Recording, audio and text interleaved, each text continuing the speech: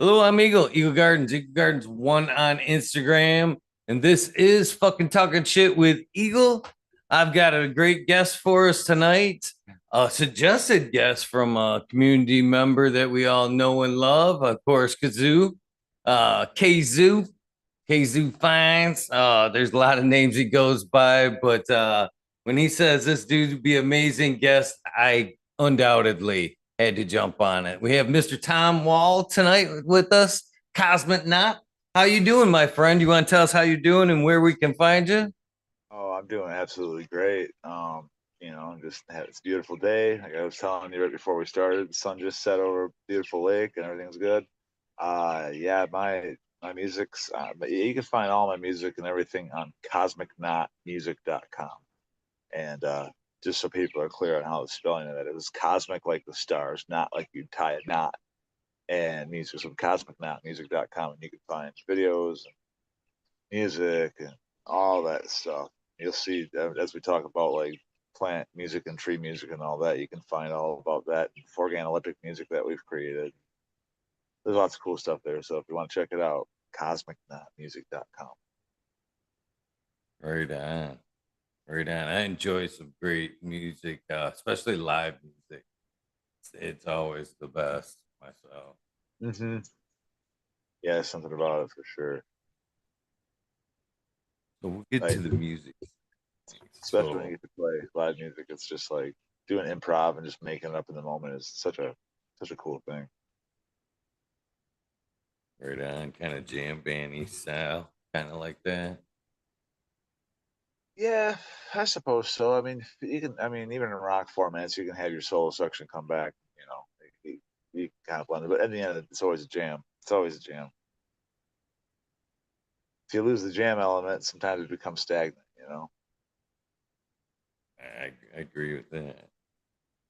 So we got to start this off where we always start it, and that's when was the first time you either used or seen cannabis? When did cannabis enter your life?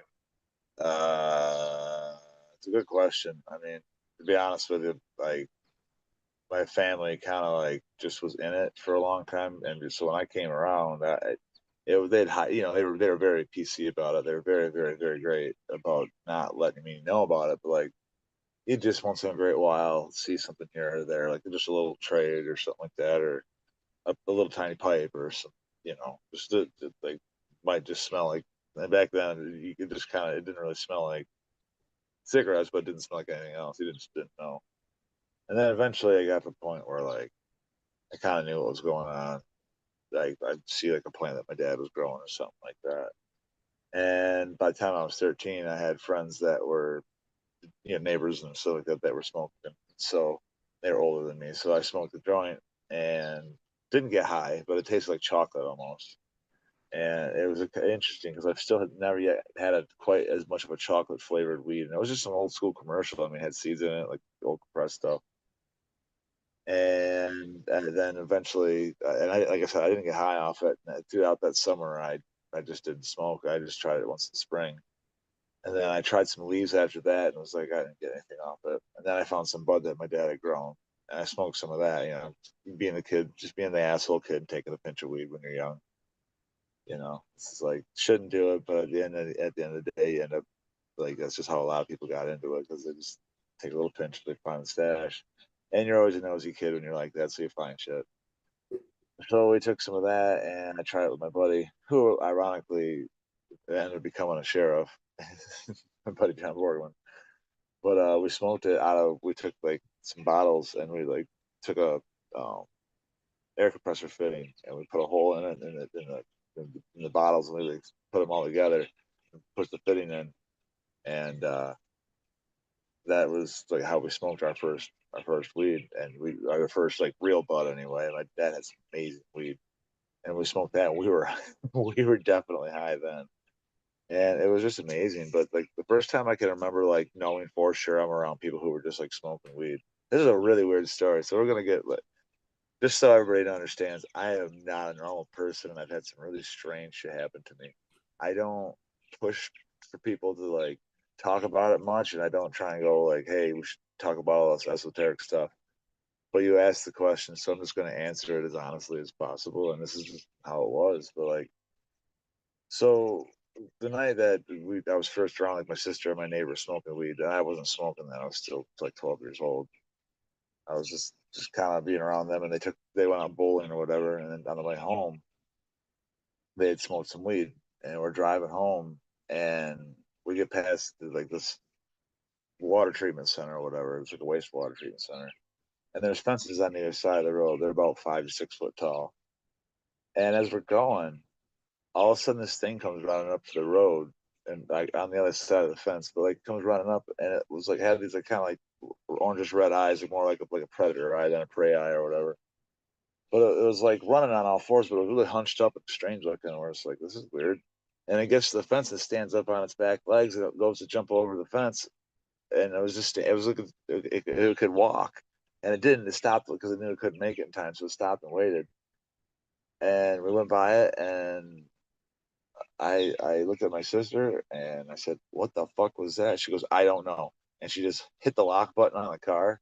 And my neighbor was there with us too. He saw it. But it was like a deer. Like it was weird. It was like a deer, but it could like walk. I don't even know how to explain it. I wasn't high. I wasn't. I mean, it wasn't like that we clam baked in the car and I just happened to get high. And obviously, you don't hallucinate like that when you're high anyway. They only smoke a little tiny bowl of commercial weed. But that was the first time I was ever around it, knew for a fact that what it was, and that was some weird shit, man. And people like I don't know I really don't know how to explain it any further than that, but like it was like people always talk about like a dog man or something in Michigan. It wasn't anything like that. It wasn't like a Sasquatch. It wasn't like I don't know how to explain it. It was just like and I raised deer my whole life, so like I know what deer are. I know what they can do. I know how they can stand on their back legs briefly, but this was like fully on its back legs and was going to jump over the fence. And it's like what? And then after that, I met like 7 people I think that have seen it that brought it up to me before I brought it up to them. I didn't bring up the subject that I had ever seen it, and they like start talking about it. And I was like, really? Wow. And then we talk about it. Same area, but yeah, that was like first night that I was ever like around it. So I got a few different little tidbits in there, but yeah, like I said, I'm a weird dude though. I didn't go looking for this shit. It just happened to me, you know. That's a pretty wild first experience right there. Definitely a memorable one for Oh sure. yeah. Oh yeah, yeah. I mean, to this day, I just still don't understand, and nobody does. And I mean, even when I talk to Mystic Michigan Television about it, they don't have any answers. And like, but that led me to go like down a whole other tangent of life that led me to playing with um, redwoods and sequoia trees and stuff. We'll get into that later though.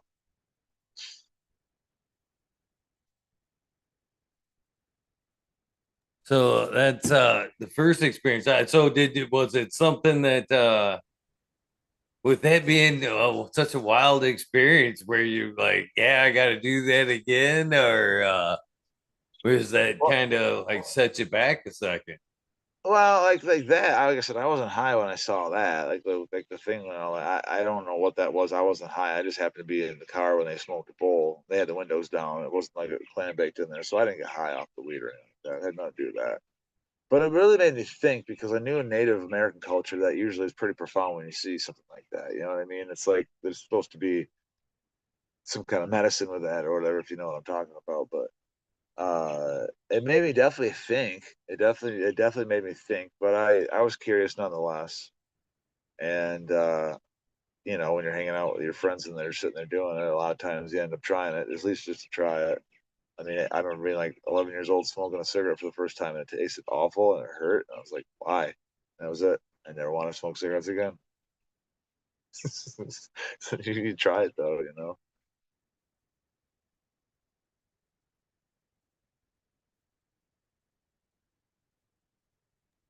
But when I did get high the So first was time, it my dad's weed was he grew to this day, and I've grown weed my entire life, once my entire adult life, and had some of the highest strains in Michigan tested and everything like that.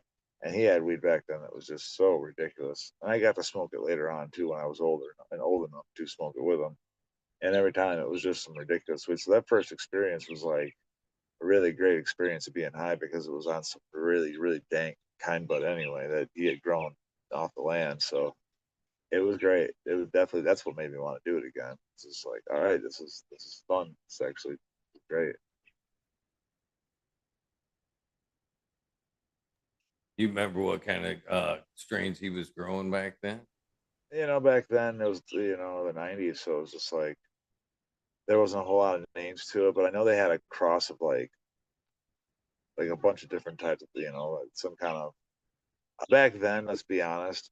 If you and we can get into some strain talk here for a minute. It was such a bottleneck there in the '90s for the most part. Like if you had seeds that were from overseas, most of them were down. They were bred out of skunk number one somehow. And if you actually talk to some of the bigger breeders that were affiliated and don't bullshit, some of them were like just taking them and renaming them, and they just had a bulk seeds and they would just rename them into whatever they wanted to, and they just sell them something different so they had more of a variety. But that between the skunk number one and the hazes and all that, it really got bottlenecked down. So most of those strains either came from that or they were some of the random crosses that came from overseas when people were over in Vietnam or something like that. And I know that some of those little guys that were able to hang on to some of those genetics had some crazy genetics for a while. And I don't see a lot of those old genetics like that anymore. I mean, back then you'd see buds that were like as big as your leg. You know what I mean? No gaps, and I mean solid, like actually dense. And I'm not exaggerating that. It was just like different genetics back then. But I also wonder if there was a difference in the sun with the atmosphere, and if there was a difference in the elements in the atmosphere and what they were getting, and what the difference is in the fertilizer. And I mean, I remember when Fox Farm had was still using redwood in the compost, and redwood trees are like super sacred. Maybe I mean, it's probably not something you want to be composting, but they were using it in the soil, and that was some great soil at the time. Eventually, it's just kind of faded out in quality. Now it's just bought and sold. Just it's generic crap that you get at any store. But originally, it was some really good stuff. So I often wonder, was the genetics that were that much better, or was it just the nutrients that we had and the things that they were selling at the time? I really don't know. But man, some of those genetics were just absolutely crazy. There was, and like I said, it, from the smell of it, they were just hardcore Afghanis. Like if I think about it now, had that like really green, earthy, almost like tomato plant smell to them. And I don't smell it very often, cannabis, but when I do, that's usually just pretty heavy hitting weed. But it's yeah, it was delicious, but it was just like rocket weed, man. It wasn't like downer at all. It was just really energetic. The only people I've had recently that had genetics like that was Jake Reba from Midnight Roots. If you're familiar with Jake, um, he has some really fire genetics, and I mean, he's won a lot of cups, and it's definitely well known for what he does. But he has some strains that are similar. I recently ran a gas leak from him that reminded me very much of it. Just a really nice, uplifting, like happy, just get really energetic off of it, get a good positive mood off of it. And that's how those strains were back then. So it set the bar, and it's always been kind of hard to achieve for the most part since then. So it's nice to see somebody like Jake come in and still have genetics that can compete with that. But yeah, those old genetics, man, they were something else. I know a lot of people say, "Oh, the weed's so much better," and it's just like it depends on who's growing it and who has it. There's a lot of bullshit out there. I'd say like 95% of it is bullshit. It's designer weed that looks good, but it's not. It don't have that. It doesn't have what like even like the old school like chem crosses and the OGs and sour Ds and all that. The real ones that were grown right. They're hard to compete with, man. People who still have them are still having no problems with people wanting their stuff. So you get to get the right genetics, those old school genetics that came, and some of those cuts are definitely from the '90s. They stand out, and it's good to see that. But just the genetics back then were different, so it's hard to if you haven't had it, it's hard to explain. But man, it was nice.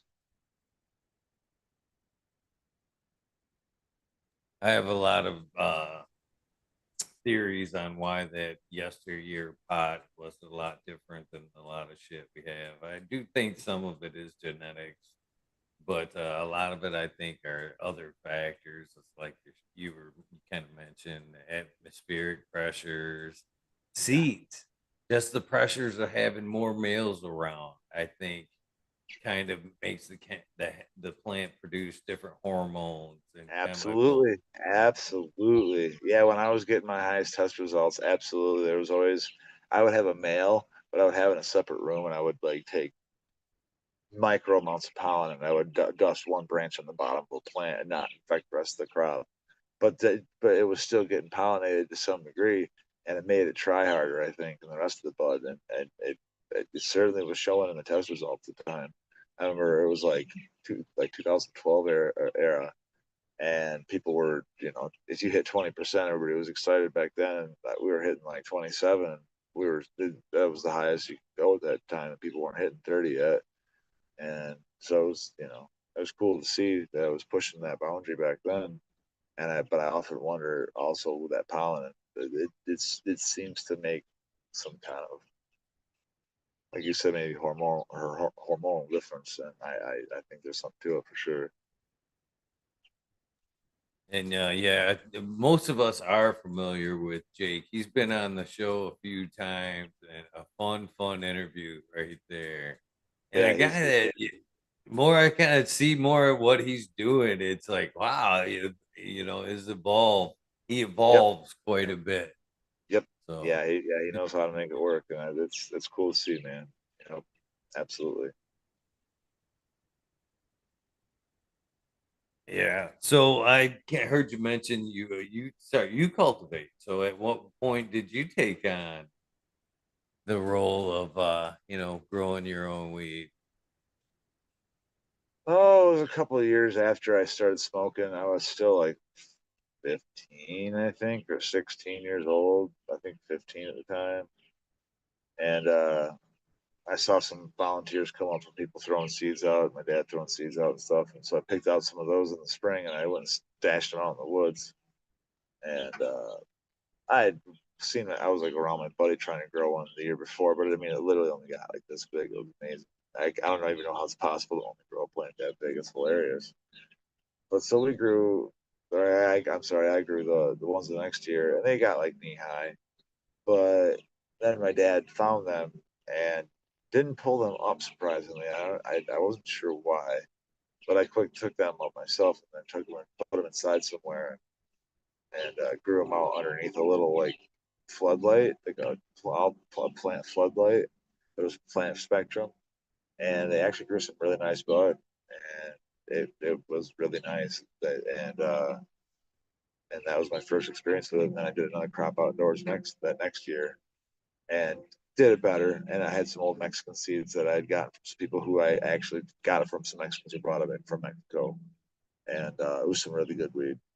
And so that's why I wanted to use some of those seeds, and it turned out fantastic. Still to this day, some of my favorite stuff that I've ever grown.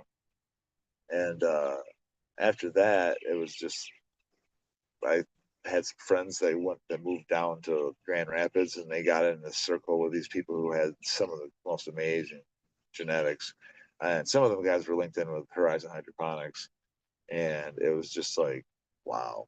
I that first year they gave me so many different varieties, blueberry and like just the Afghanis and like Northern Light varieties and different fruity varieties, just really cool stuff. But like they all got done by like the end of August.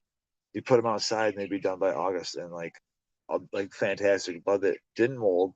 And at the time, like it was done so early that it was almost like indoor. And at that time, I mean, it was still it was the early days, so it was cool to get into that. And then set that like again set the bar for me so high that I thought that's how it was going to be. I grew some strains with my dad off of some other Mexican seeds that weren't that great that year, but those clones were fantastic. And we had always around that line area, the big, everybody has this like staple weed that seemed to be in their area when they were growing up, right? And those early days, like there was some variety of that really stands out or whatever. And in ours, it was bubbleberry, which is bubblegum and blueberry mixed, and those from I'm assuming from Sagamore Seeds.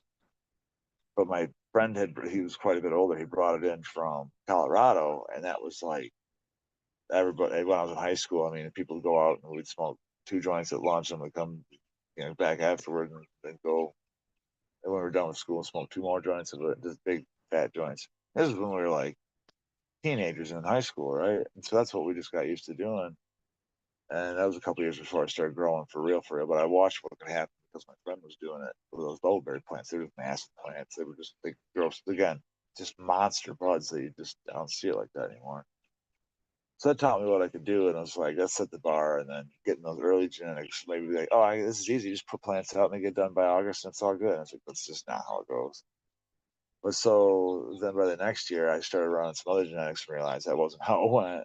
And I came across what was called Big Bud, but it wasn't the normal Big Bud. It was somebody personally bred it in Grand Rapids, and it was the most devastating weed. Oh my God! Everybody I know that took any couple hits of that, it just wiped them right out almost. I mean, it, 2 hits, and you were. I don't know what was in it. I don't know why, what the chemical structure of that it was, but I mean, people who smoked their whole lives. People were getting lost driving home. People had to pull over. Like there are people who are puking and passing out and stuff like that. I have no idea. I grew it. There's nothing in it. It was just what it was. But for whatever was in that particular strain, it was just devastatingly potent. And it's funny to see how like there are some of those strains out there that are like that, but like they're so rare. I'd still like nowadays that we can like analyze it. I would love to find out what happened with some of those random ones because I still have some of the other strains that we were growing back then, and those strains are amazing for today's standards. So whatever that wasn't it wasn't like we didn't have good weed back then. We just happened to have a good strain. It was like no, we were pretty used to good weed, but like certain strains, man. But they set your bar really high, then you're always kind of chasing that if you can't ever get it again. So it's always keeps it moving and it keeps you motivated to keep trying different things and keep searching for different strains and stuff, you know.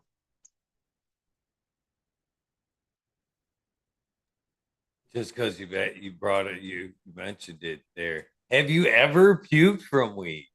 No, fuck I no. No, no. fuck no, no. No. I've seen a few that have. I Yeah, can't. Close. I don't One I time, can't I think I come close, but yeah. No, I for whatever reason I have such an outrageous tolerance for weed. Like I'm usually the guy that puts everybody to sleep at the party unknowingly, and I'm not trying to. You know what I mean? I'll roll the big joint, pass it around, and that's it. Wipes everybody out. That's the end of it. And yeah, I just for whatever reason, no, nope. I mean, you take enough Simpson oil, it'll knock you out where you gotta go to sleep. That's like a massive amount of Simpson oil, and that's like a hero dose. It's gonna knock you out. But if you're just smoking or taking dabs or anything, no, I never have, but I've definitely seen that particular strain I was talking about. My friend, 3 times that he smoked it, if he took one hit, he was okay. As soon as he took the second hit, he had to go outside and throw up. 3 times in a row, like 3 different days of smoking that same weed. I don't know what was in it. Like I said, my aunt came over and she was. I mean, they were growing hundreds of plants at one point. She smoked a lot of fucking weed, man, and she got wait. She had to pull over. She was too high.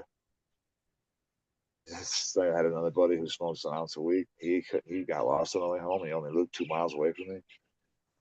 I don't know. They're just for whatever was in that particular strain, man. And it's anybody I can still ask those people now to this day.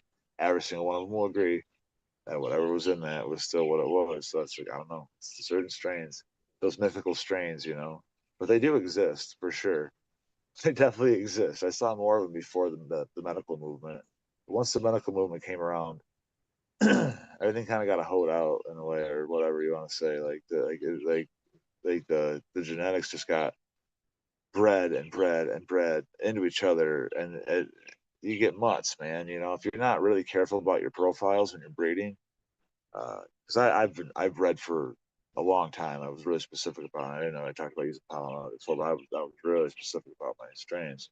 But you got to know your terp profiles and what are going to blend because like certain ones cancel each other out, and it's pretty easy to do. Like a lot of them will cancel each other out. There's only like certain ones that go with other ones that will actually enhance what you have and then bring out something that's more desirable in the next product. And then you got to isolate it from there and reinforce it. And that's always a trick in itself. But like a lot of people are just throwing anything out there. I mean, they say pollen chuckers or whatever, but a lot of people are just throwing it out there and they're not really doing the work to try and isolate something good. They just, you know, they just do it to say they're doing it. that's why I mean when I met Jake, he actually reached out to me because he also played music with plants, and so we started talking about the plant music thing first. And then we started talking about genetics and found out that we had some similar genetics. With I have a Holy Grail cut that it's one of my absolute favorites. It's been around for you know 12 years now, just fantastic. And he has one too. The same thing. Like the OG 18s that were really so great, Chem Dog crosses, and we have access to the original OG Kush that like I mean years and years and years ago before it was ever even popular, and they just stand out, you know. So when me and Jake hit it off, we hit off because of those genetics. But I was really grateful with what he does because he's very keen on why he's breeding and what he's breeding for and how he puts it together, and that's what it takes to have better genetics. You know, people don't always do that. They always just kind of throw it out there and hope for the best. It's like, well, does it have a similar fruity palate? If they both have a similar fruity palate, then they're going to go together, and you could probably find something really noteworthy. But if you take a lot of times, if you take a haze and an OG, you cross them, almost always it's going to just kind of like mute out. I've had a lot of them almost have like this metallic taste or something that's weird. I don't know how to explain it, but it's just like, huh, not really desirable, you know. But then if you take an OG and you mix it with like a Fire 18, like Jake would do, or an OG 18 cross or a Chem Dog cross or any of those, you're going to come out with something that's really cushy and it's going to just reinforce the Kush flavor, and you're going to that. That's what you're looking for. If you're doing hazes, then breed hazes into hazes, you know. Otherwise, you just, I don't know, they cancel each other out a lot. So I think there's a lot to the breeding and all that. And I know that was uh, a big thing before it was legal. People were like really specific and like they give us such a risk that you had to be really on your shit. So the people had the best of the best, and they worked very hard to make sure that they had that, maintained that, kept that secret and everything.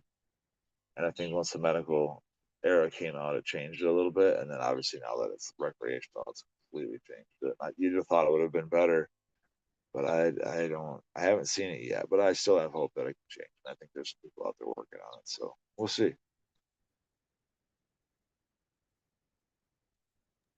I'm with you. I think it will get better. I think at some things it has to hit bottom before, you Yep. know what I mean?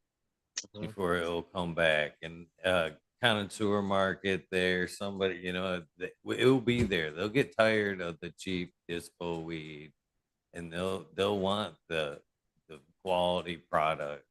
I'm starting to see it even right now. Like, it's people are happy with their cheap joints until they're just like, I don't feel good anymore. Like, it actually catches up to them after a while. Like their throat's not hurt or not feeling great, and they don't. To be honest, I'm pretty particular about like organics, and at least like if you're gonna do synthetics, like what lines you're using. Like Canna's not bad. If you're gonna do synthetics, like I've seen some pretty good stuff come out of like Jenny Hydro and all that, but this Athena blowout that's been going on, you can taste it. I mean, my God, I've been a judge for quite a few cups now, and every single time, as soon as you sort of try to break it up, you're like, "This was grown with Athena." You taste it, you're like, "That was grown with Athena." And if you do your homework and dig back into it, you can ask those people, and sure enough, it was grown with Athena.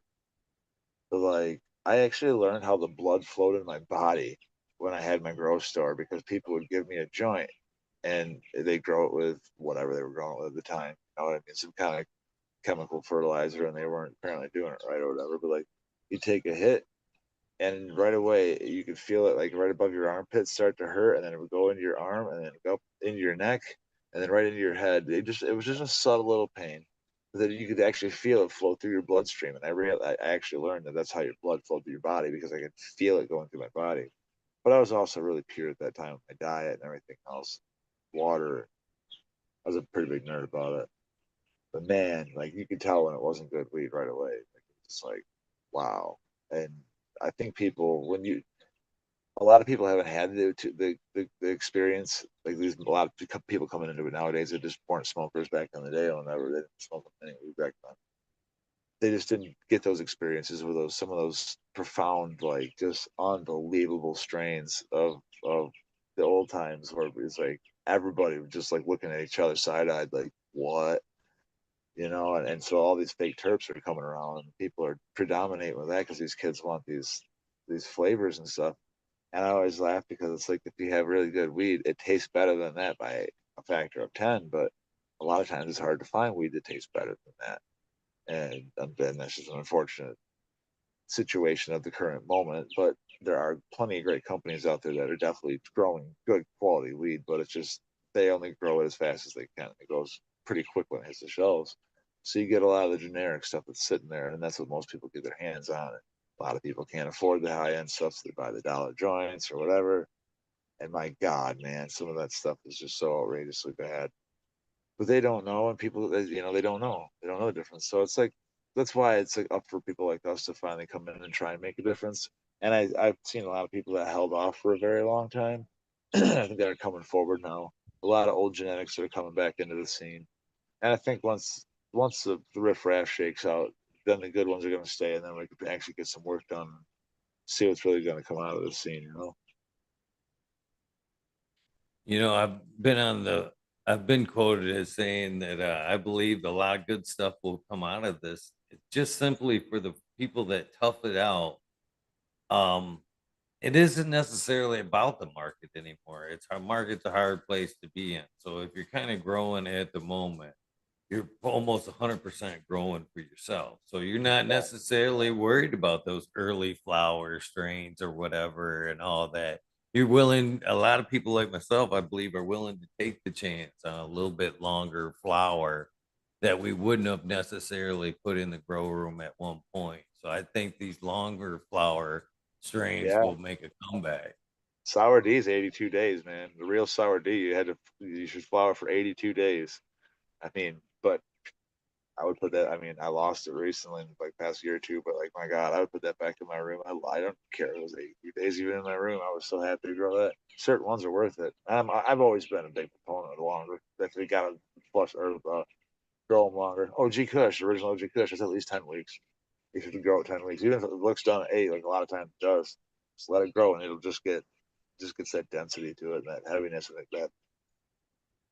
When my friends were growing that bubbleberry, they had a branch fall off early that one year. Well, this is when we are in high school, so you really notice the difference. We smoked some joints, and it was all right, but it didn't make you cough really, and not in that like hashy way, and it just didn't have that. It was like pretty much like commercial we were smoking, but it was just tasted better. And he's like, just wait, give it a few weeks. Like it really makes a bigger difference. And he goes, just wait. Sure enough, a couple of weeks later, when we harvested the plants for real, and we smoked it. It was just like smoking a blueberry muffin, and it just everybody was just coughing, and it really would like expand in your lungs like a good hit of hash would, and you could see the difference in like those longer strains when you actually give them that time. But I think that we need to get back to that. I think it's going to happen. I know a lot of these recreational grows are just like 8 weeks and we're out, 8 weeks and we're out, 8 weeks and we're out. That just does a disservice to the plant because it's just not none of these strains. They're all at least 60 days strains. You know what I mean? Like I almost never do you find one that's less than that. You do they're out there. There's a few, but they're very rare. They have to be quality and be that early and produce enough.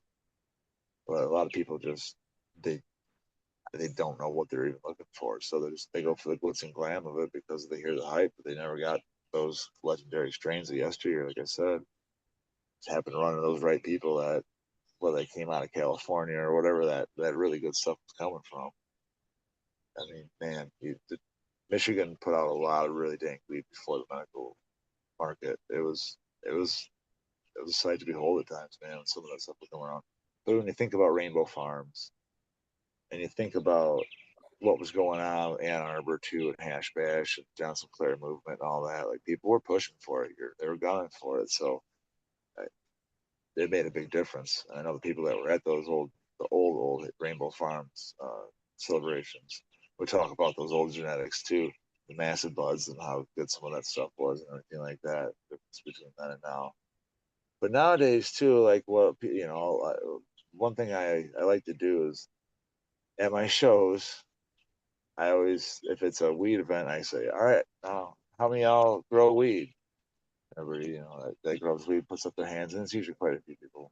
Like, all right, now, how many of you make oil and give it back to people who need it?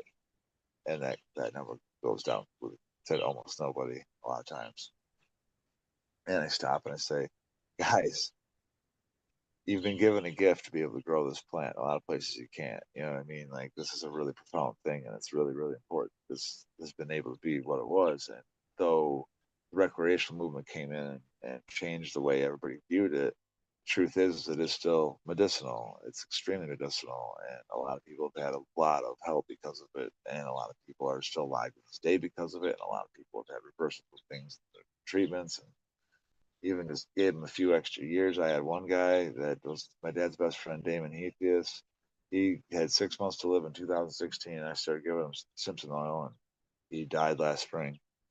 And so he got a lot of extra years out of life because of things like the oil. And it's yeah, you can't sell a lot of bud right now. Okay, oh dang. Well, that was never really the point anyway. I mean, yeah, it was for a lot of people, and that was what everyone wanted to use it for. But the truth is, that wasn't the point. The point was for it to be medical, and the fact that you can help somebody, heal somebody, and don't have to worry about it. You don't get persecuted for doing something that's actually medicinal. So the idea is you're supposed to take that. And how many people right now have totes and closets full of weed and basements full of weed and whatever, and it's just sitting there pretty much rotting, right? People just keep telling me, "Oh, I'm burning it." I'm like, why don't you make oil out of it and give it to the people who need it? Because my God, there's so many people out there that need it right now. It's unbelievable how many people need it. It seems to be just one of those things that it's getting more prevalent, because of the fact that the people, the generation that had the most people, are getting to that age now. And so we're going to see more of it because of more people at that age that are going to be affected by things because they're just at that age. And, you know, so the few people who you might run into that could use it, then if you have it, you can give it to them and it can make a difference. And you might not even understand what that might take you and what those people might do for you later on in life. And it's not that you ever do it for that, but it's just the truth, man. You just don't know. You gotta take care of people where they can.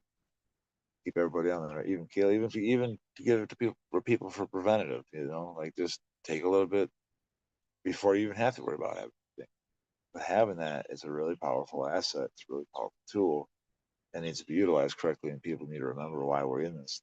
Again, the reason that we're here is because it was medical and that it was medicinal, that we could use it for these great things, help with these ailments, do all this and make a difference and actually go out there and help people and have not have to go to the pharmaceuticals all the time and everything like that. Now I have to reach for opiates and all that, ruin their lives on being addicted to things that are, beyond them.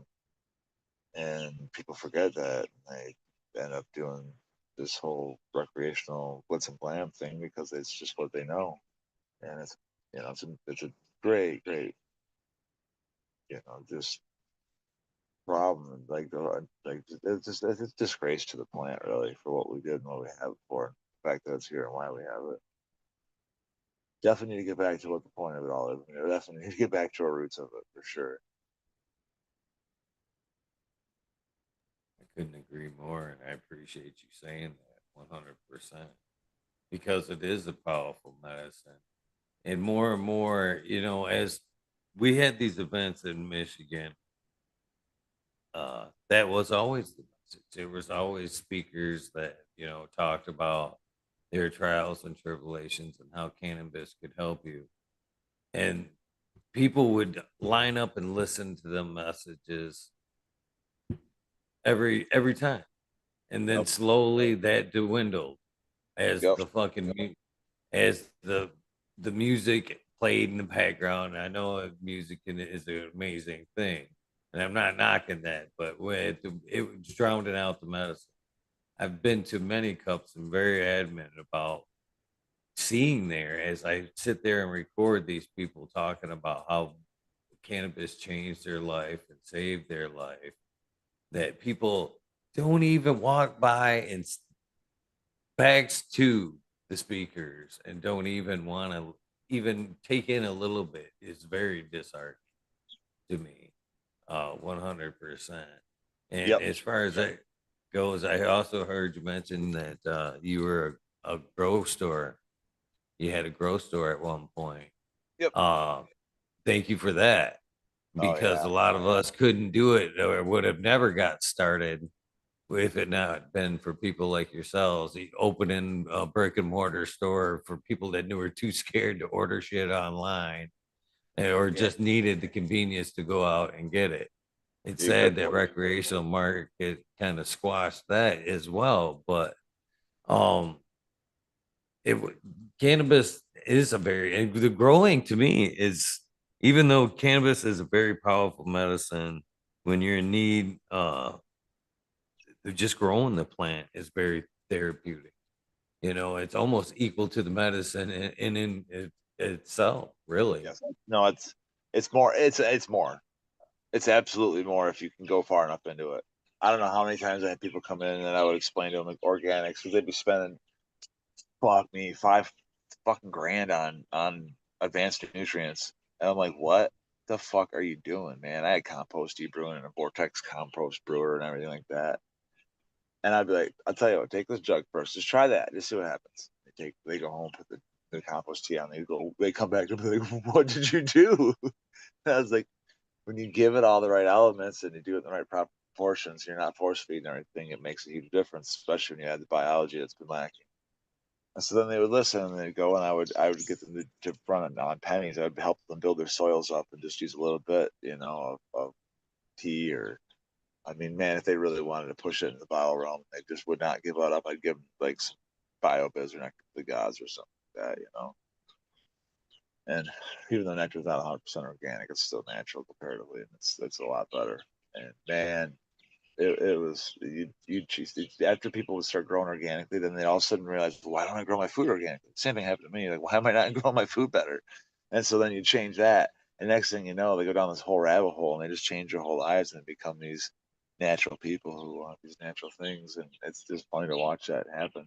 The heavier thing was that people would come in and they'd just be like, man, if I don't pull this crop off, they would say that if they didn't pull that crop off, they were going to lose at home. And you'd have to, you again, they're expending way too much on nutrients because all the other grocery stores, it seemed to be, were just absolute lying to them and just taking their money. And I was never about that. So I would tell them how to do it for as cheap as possible. And they'd come back, and even something like just pruning your plant right and pulling your branches outward, just pulling them all down and tying them to the edges of the pot instead of letting it grow up into one stalk. You can triple your yield if you do it right, if you know how to handle your plants right.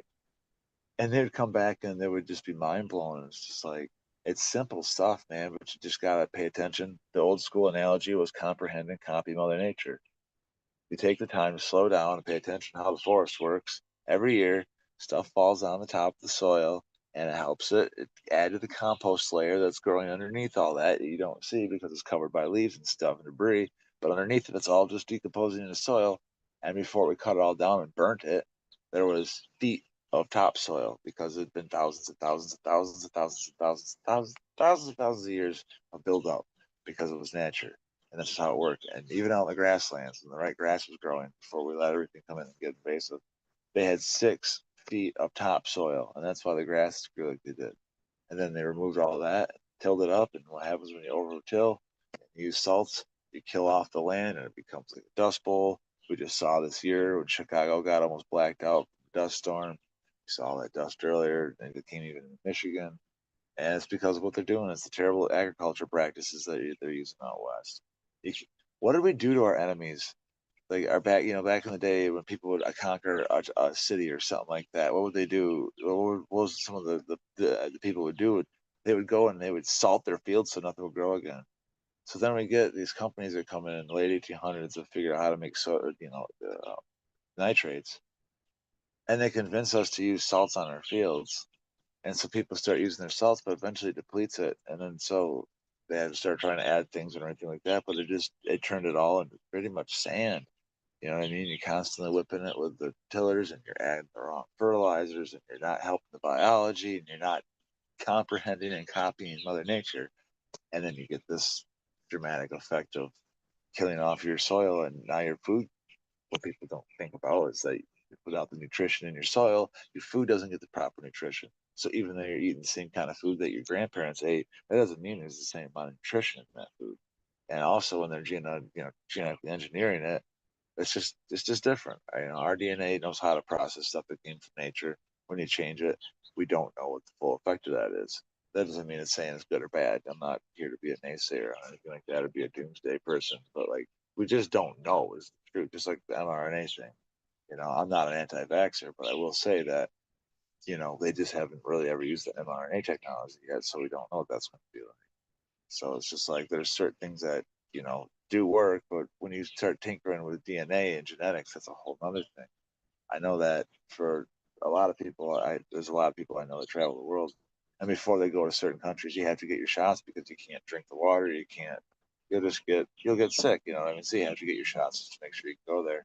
So there's definitely a method to it. To some point, somewhere there's some science in there. So that's why I'm not against it, obviously. But I mean, I even talked to some of the people that were um, higher up in all of it that were working on things, and they said they just they don't know about the mRNA because they've just never used it like that yet. So it's all new technology. So, but it's got to start somewhere, and all of this ever is nature advancing itself forward. Everything that we're doing, including AI, is still a bit of nature because it's just developing out of the thing that nature was, and everything only exists because of nature. So it's like a weird paradox, but it's all just nature in itself evolving. It's pretty wild, man.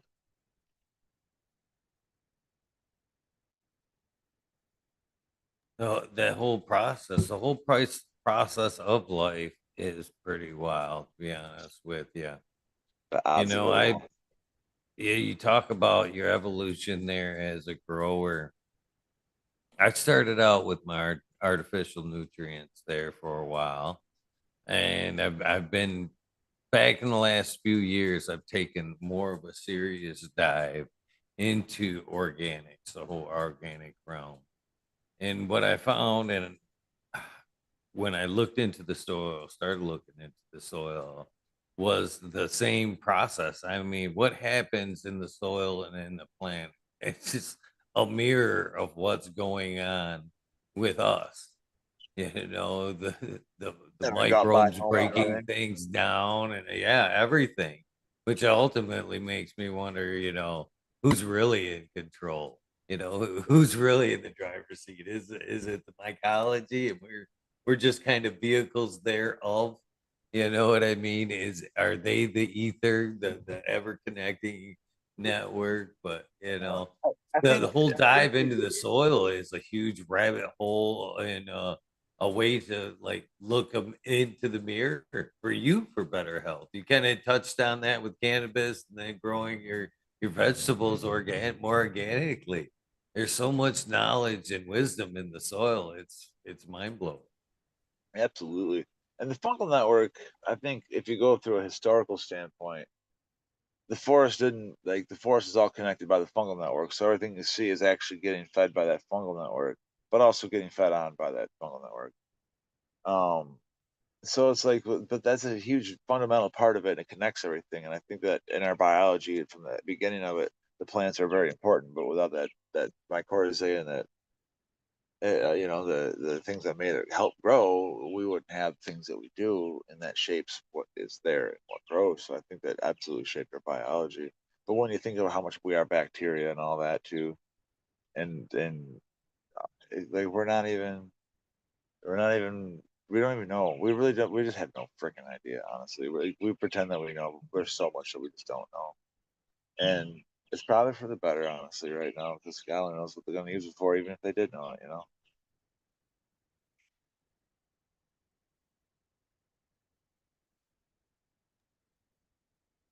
So, what have been some of your favorite cultivars to grow?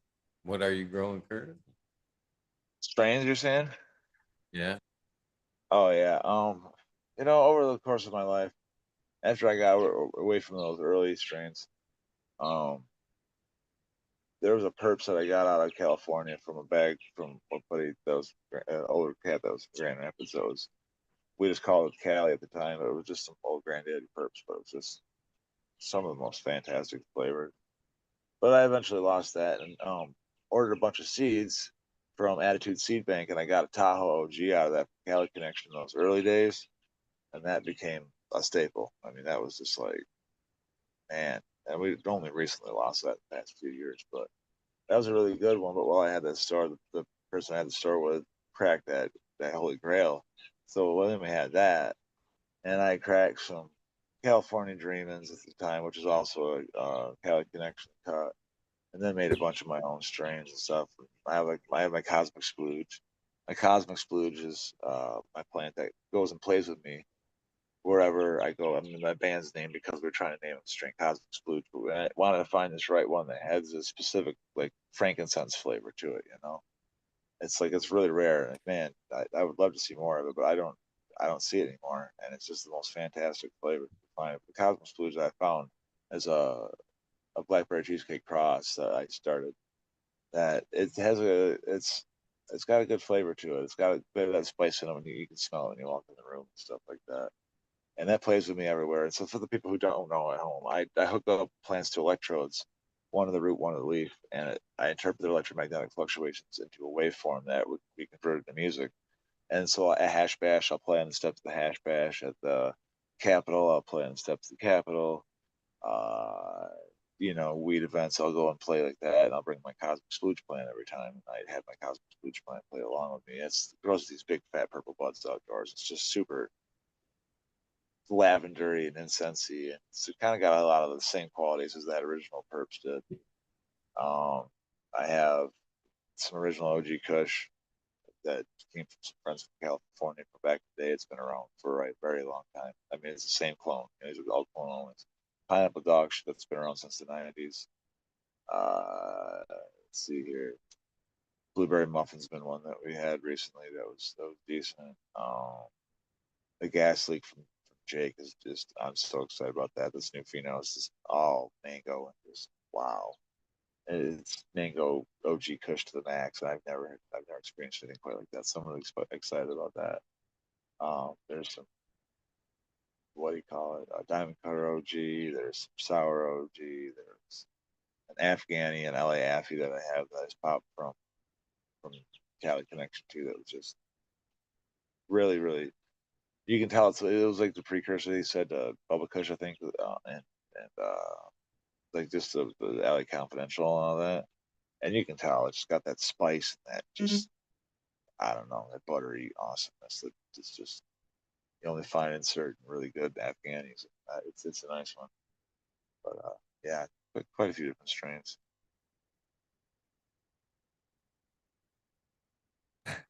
So he brought up another kind of fun subject that me and Jake's talked about a couple of times. Maybe it's you. Maybe you introduced it to him. Maybe you introduced it to you. Maybe it's the tide that binds. I don't know, but it's a fun subject to talk about. And that being the plant. You talking about hooking the electrodes up to the plant and being able to hear that. That's super fascinating.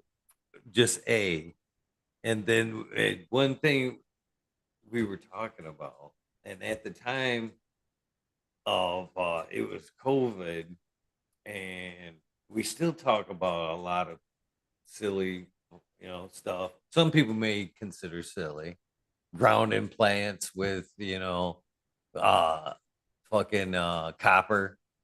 Yep, You put them together, yep, yep, crystals and copper, or crystals, adding crystals to the soil. yep. And I knew Jake was into a bolt. So we started talking, and I he had mentioned or we had talked about the plant and the electrodes before, and so we got talking. He says, "Yeah, I got a plant right here," and he starts messing with the plant, and it's you could tell it was sleeping. He brought it out of like a sleeping state, and then we got talking a little bit. The more we started talking about the plant, the more aware it became, the more like noise and stuff it started making. And then I asked him about if he believed that crystals affected the plant, if you could put crystals in into the soil and have it, be a positive benefit to the plant. And he says, "Yeah, I happen to have some crystals here, right here." So he takes a piece of crystal and he sets it at the base of that plant, and that fucking plant went cuckoo, cuckoo with the crystal went at the base of the plant. Yeah, it was super cool and a great conversation. But Yeah, I think that I proposed the idea to him at the time because plants do love music and everything. I thought it would be cool because you guys, if I remember correctly, can set different instruments to the. And I thought it'd be cool to like set up almost like a plant band and have it play Yeah, we've into definitely like talked other about it. grow rooms. We've talked about collaborating a few times. We're actually going to collaborate at Michigan Gems Genetics the other day, but Mm. things happened. I think the Tom Chip shut us down or whatever. However that worked out, the lady in charge. So we didn't get to play that set like we wanted to. But we've been trying to collaborate for a while, and I've been kind of interested to see what's going to happen with that. But it's definitely going to happen. I've had it before where I had three simultaneously playing. You can see one of my videos on YouTube where I have two cannabis plants playing with me while I'm on top of an 8.5 foot ladder. And then there's also one where I have a aloe plant and a Norfolk Island pine playing at the same time and with the whole band. And that's a really cool one. Um, and then I've had it before with different redwoods and stuff like that. Yeah, they jam, man. Then they sync up, and it's just, dude, there's a sentience there. I'm coming home right now. I'm sitting on this lake at our my family cabin, and I'm just coming back from up north, and I just did six different, well, seven sets of music, but six of them had what I call organoleptic music in it, which is plants and trees playing music. When the plants and trees play music with humans, I call it organoleptic music. And I'm playing up at Interlochen, and I did 5 classes up there that they wanted me to play for. And these kids are some of the brightest minds out there for their age, and they're coming up and they're touching these trees and seeing that reaction and everything like that, and how they react, and it's just unbelievable. Like they get it so much, and it's so obvious when they're there doing it. At one point, I one of the kids asked the tree, "How was World War II?" And the tree just went boom, and it just like let out this super low note and just stopped playing. And all the kids just like gasped. They're like, "Whoa!" And it's like there is something going on there, man. Like even I went out to California and I climbed one of the biggest trees out there, and we got to the top, and I had to climb. I climbed 200 foot to attach my electrodes, came back down and suspended in it, and played with the tree, and then sat at the base of it, and played for a long time at the end of it. And it was just jamming and jamming and jamming, man. And it was just such a good jam. And but it was like changing the chords before I would play them physically, as when I would think of going to a chord, it would change. And so I realized that it was actually like picking up on what I was thinking as much as it was going to pick up on what I was doing. And that really it's it's hard to talk about these things and feel like confident all the time because you feel like you might be a little bit silly or potentially crazy at times saying that. But I've had it happen so many times. Like I would say probably over 100 times that I've seen this happen now. And so I know it's real. I know it's happening. I know it's really there. So it's just like there's something going on there, and like those plants are really experiencing something, and they're responding in their own way, and they actually jive with you, and they actually play with you, and it's really interesting, man. It's like I show people when I'm changing chords and stuff. Yeah, I'm like, here, how it's playing, and then I'm gonna change this. I'm gonna change the chord, and you change the chord, and it's just like changes right along with it. And it's just playing right along, following along. And what I find now is that when I'm jamming, if I'm not being focused in my mind, like where I'm gonna go, what's my next thing, what's my next move, what's my next chord, because it's all improv. Most of it is. I mean, almost always. With the plants, you have to be. But if I'm not focused on it, it kind of starts to lose its focus. It's just like, well, what am I going to do? Where am I going? And it just doesn't, I have to focus in for it to focus in. And then it plays with me together. It's strange, man. And I'll tell you, when I got into this, I thought it was going to be just kind of like noise, and I was going to take it and sample it, and that was going to be cool. I never ever thought it was going to be jamming like it does. So, man, now I jam with redwoods and sequoia trees all over the country, and when I'm doing cannabis events, I play with cannabis. And yeah, I mean, it's wild. It's a wild trip. I never thought I was going to be playing music with trees for my musical career when I started doing this. That's for sure. That's pretty fucking awesome. That's pretty awesome. And I believe there is something to that, to be honest with you. I think that the mind's an incredible thing. We don't understand how it works or our necessarily full capabilities. So to see that or to show a living thing like that, just like anything else, that you want to communicate and you have a way of communicating. You know what I mean? Yep. you can like establish something there that yeah, you can 100%. I actually and have seen a thing about like animals, like being able to kind of telepathically, like with your dog, you like think something, and it doesn't just happen overnight. You have to fucking build, but it like just think of something and say their name, in your head to kind of complete the connection and whatever. But I think yeah, if you, all that shit's possible. So to say that you've created, uh, a bond or a communication with a redwood or whatever, I believe I'm a believer. And Oh yeah. so with that, my next question would be, so can like when the plant ban thing, you know what I mean? Can you tell that like a personality? Can you look at one and go, "Hey, you're the drummer." You know what I mean? By your characteristics, the way you handle yourself, you're my drummer guy. You know what I mean? Can you? Yeah. I mean, to some degree, they change throughout the day, just like a human does. Sometimes I don't want to play at all. Sometimes I want to play a lot. But my trees that are used to me playing with them are very used to me playing with them, and they jam very well. The ones who are not really, like last night, I was hanging out with my friends at the Archangel Ancient Tree Archive, and they are the ones that do the big trees and all that, and they clone the big trees, and like they go and get the biggest trees out there and take genetics from them so they preserve it for the future and spread as many of them as possible to get the best trees back in the ground, right? Kind of like weed, you want the best genetics, right? And they have to shy away from any cannabis because they're not profit. They're not. That's just not what their thing is. But it's still cool to work with them on the way that we do. And like I was over there at one of the caretakers' houses, and I ended up leaving my tree in the yard because I took it out because I we went to go for a ride, and it was in my front seat, and so I forgot that. So the tree that he's used to playing with me was at the house, and it was only a couple miles away, but I didn't have time to go grab it at the moment because once the show starts, it's like a train rolling. You just gotta go. But they had brought some little sequoias because they were gonna set up a booth at the show at Northern Naturals in Michigan, Northern Michigan. Um, Chief, I think it's Chief Lake or something like that. Beautiful place, a beautiful outdoor venue.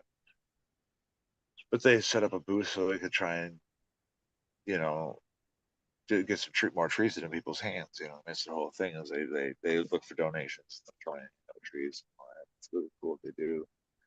And so they had some little sequoia trees, and so I grabbed one and I brought it up on stage and started playing with it, and it was very apprehensive at first. It never done it before. It didn't know what it was doing. It didn't seem like it was for sure wanting to do it. It was pretty funny, man. And you just go through that, and you're just like, all right, I get it. So it's like what you find is like their ability to be fluent and how they play along with you, and their ability to adapt to you is what makes the difference. It seems to be, but certain ones are different. Every once in a while, you get one that's like super musical, and then sometimes you get some that aren't, and they learn as they go, and the more they get used to it, the better it gets. When I first got it, I was getting into like checking out different plants and different people and things. I took it, plugged it in to my friend's house, and it immediately started playing a lot of bass notes, and I hadn't done that. I never even heard it play bass notes what it got before. And I looked at her, and I was like, "You listen to a lot of EDM?" And she just like smiled and shook her head, just like, "Yep." You can tell because the way the plant was playing. It's weird. That's awesome. So, do you find which instrument works best? I guess which do you There's have? a bunch of different patches. It's a MIDI instrument. It's like a MIDI out once you hook it up. So you can have it run different. You can run it off of synthesizer. You can run it piano. You can run it to harpsichord sounds or drum sounds or whatever. I just usually use a piano sound because it's the most direct, obvious, basic. I don't have to really set up too much with it, but just like it gets the point across, and everybody can hear that, convey it. That sound is a sound that seems to punch well, but not overplay anybody. So it all kind of blends really well. If you get other notes or other sounds, sometimes they don't really resonate. Like when you're in a band setting or a bigger audience, it doesn't carry as well. So you got to get the right um, you got to get the right sound on that piano. Seems to do pretty well, but I'll hook it up to pedals sometimes. I've been out at NAMM, the biggest music conference, in the nation, with a whole spread of 70 different guitar pedals running through that, hearing all the different noises and stuff you can make. It's pretty fucking cool. You can do a lot with Oh, it. Just like anything, just like any instrument, it's the future. So you can just do what you want with them. It's something else, man. super cool. Where's been your favorite place to play? I would say in the sequoia tree, when I was in that big sequoia tree. I got there's a video of that on YouTube. It's pretty wild, but man, I there's no way I could say that wasn't my favorite place to play. I played in a redwood one time. Like there was like a drive-through tree. Poor thing. And I played inside the redwood tree. There's a video of that too. That was pretty cool. But like other than that, like I don't know, man. I've had some amazing places I've played. Like I played a bluegrass festival one time on, I want to say it was Isle Morada. It was just like, like one of the keys. And as the sun's going down, we're sitting on the beach playing. It was pretty windy that day, but it was still, it was a pretty cool one. But I play a lot of shows up in northern Michigan and Marquette and like Keweenaw, and like we'll play shows where like I play a show not too far from waterfalls, and then as soon as I'm done, I go and camp on the waterfalls, and then I'll wake up and jump in the waterfalls or go jump off Black Rocks, Lake Superior, go out to the island. Like, dude, there's so many. Michigan's an absolute paradise if you know how to actually just go and explore it, and do it. Just not get hung up on doing it. So many people put so much emphasis into doing it, and it's just like, dude, you realize how easy it is to just go and do it? Like, I mean, I'm playing music, and I have to have a PA and a whole. I have to have a plant machine. I gotta have all my gear, but still, it's only like a box of gear, a guitar, a speaker, and maybe a couple of lights in case people don't have lights. And then I have a bed back there and everything like that. Like I just like throw a little mattress in the back. I have a Jeep. That's all I got. Just throw a bed or mattress back there. But like, I don't bring a cooler with me. I don't do. I just I'm on the road, and like you buy food, you eat it. You can get enough for the day or whatever like that. You're usually when you're moving, you're always moving. Like in a day, you play a gig, go play a gig the next day. So you don't really have to worry about trying to overdo it. You can make it so simple. It's just like just get in the car. You know what I mean? Make sure you have enough to just make it, and that's it. You don't have to like have all the stuff and have the camping gear and do all these things that people think they do. So you can just make it so simple and just go. And like so many people will not go because they're so trying to over prepare for everything or think they got to do this. And you just got to do it, man. You just get in the car and go, and just go out there and just go jump off the cliffs into the fucking waterfalls and the Lake Superior, and do the thing and explore. And I have a friend who's out in Hawaii who said a lot of times he gets people that come out there and they're finally in their retirement age, and a lot of them don't retire till they're in their mid 70s. And they ask them, all right, they finally got to retire, what can they go do? He looks at him, he goes, not much. He's like, I'm sorry, but you guys should have been, it's like you can't go doing the thing. You can't climb the cliffside now because you just don't, you're not in shape for it. So you can't go jump the rocks that we want to in the ocean or do things like we would normally do or climb a mountain and so the point is if you can, you want to go out, you want to explore, and you want to live life and have fun and be out in nature and do things, go do it. You don't, you won't. I have a lot of songs that are about that kind of thing. If you don't, it won't. If you don't take the time, you never will. So don't forget that. You know what I mean? Got to get busy living. Yeah, I think people have lost that message.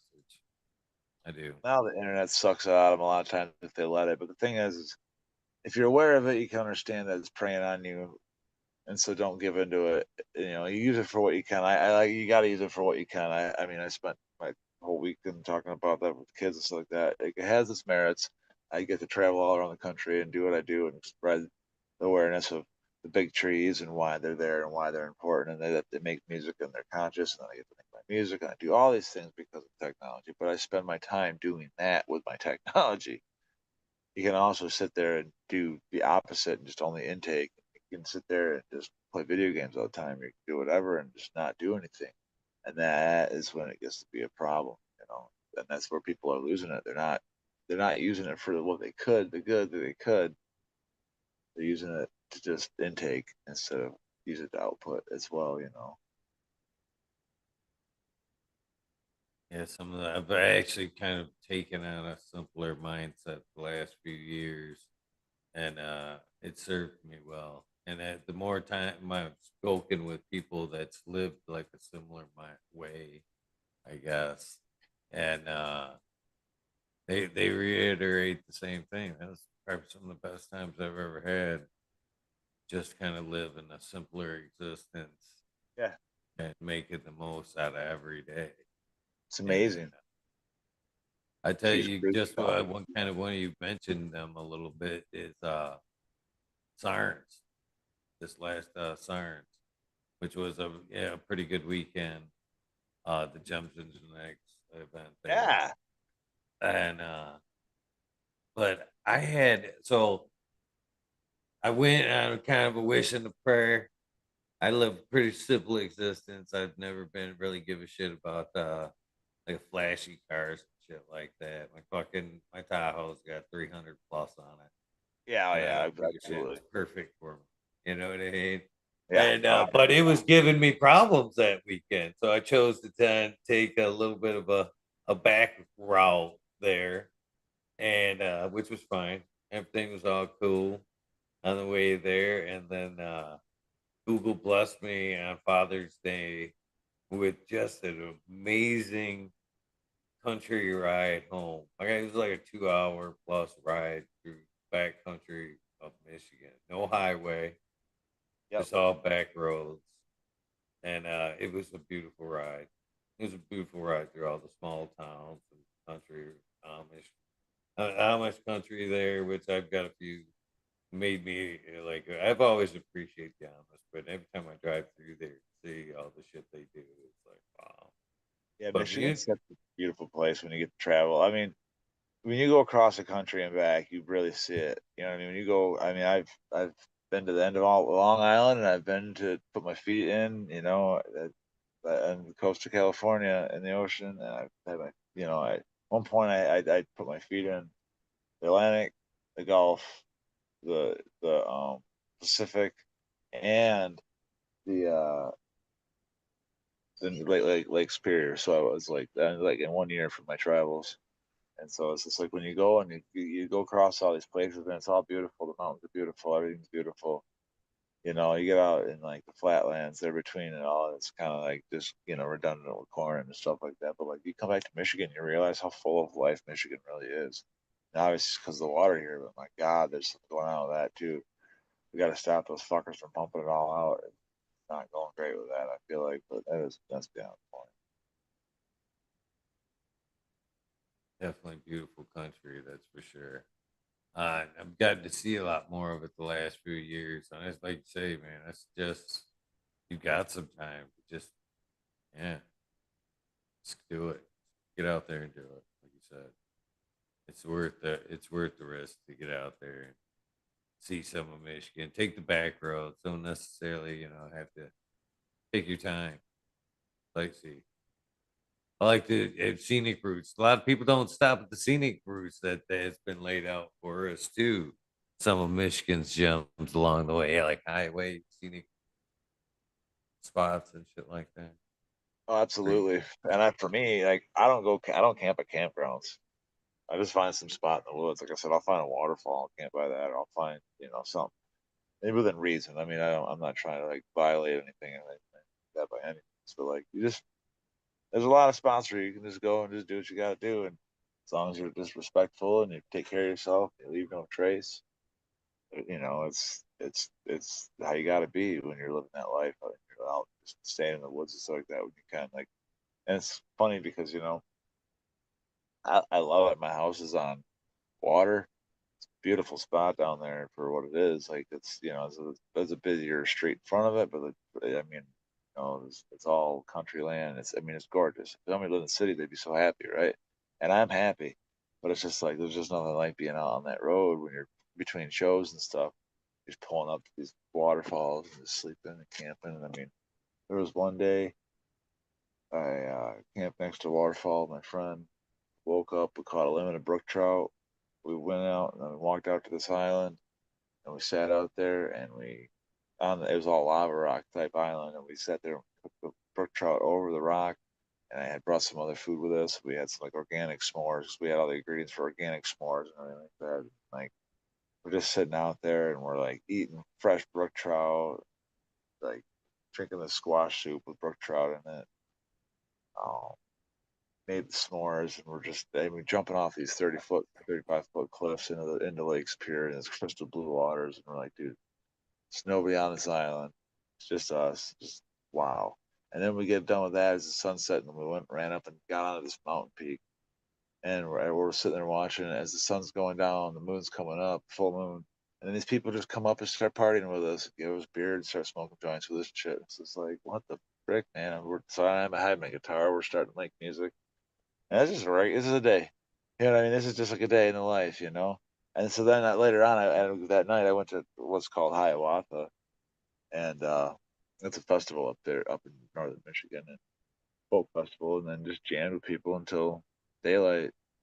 Went to sleep, got up, played a set of music, and went back out on the river and jumped in off the waterfalls and headed back home. Busked that to Clown Falls, made some money, made more gas money, you know, just kept on cruising. And it's just funny how like it's like what you make of it, you know. It's like when you're living in those moments, it's just you can just go and just do it. Like that's why I'm kind of going back to that point, but just like just do it. It's amazing what you can do. I guess when you got to believe in yourself, but too, you gotta go for it. So beautiful. Michigan's just so beautiful.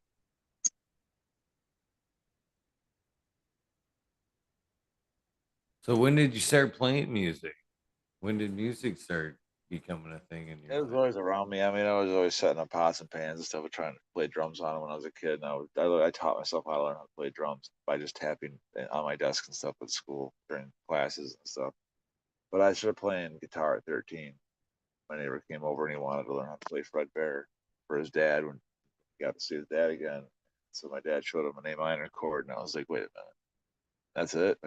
My dad's a great guitar like folk singer kind of thing, and that's it. And he's like, yeah, I've been trying to tell you.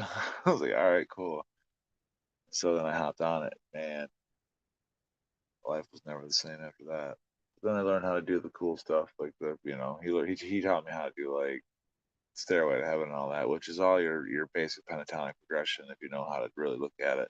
And that's how you can do all your solos. It's like kind of like the looking glass of it all. So then I went from there and started playing a little faster. And I asked him like, "How do you do it?" He's like, "Just play that but faster." And I was like, "I don't." I did at the time. I didn't know what it meant, but eventually I figured it out.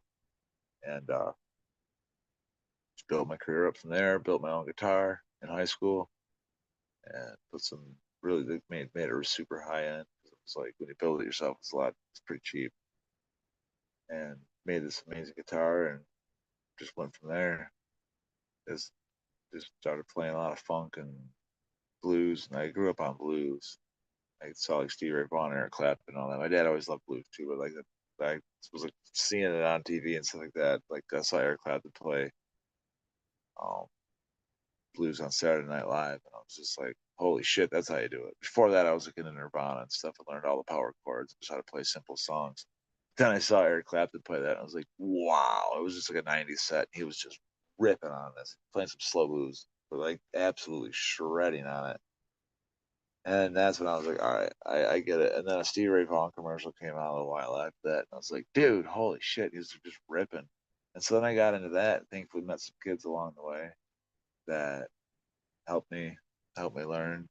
And they took me under their wing and showed me how to really rock too. And we just built up this bands, and kept on going. And we're playing in my garage out in the middle of nowhere because we didn't have any friends. We all lived in the country pretty much. So it wasn't like we had a lot of friends. So we get together and we just jam. And my sister would always have all these parties, and we'd have a couple hundred people show up.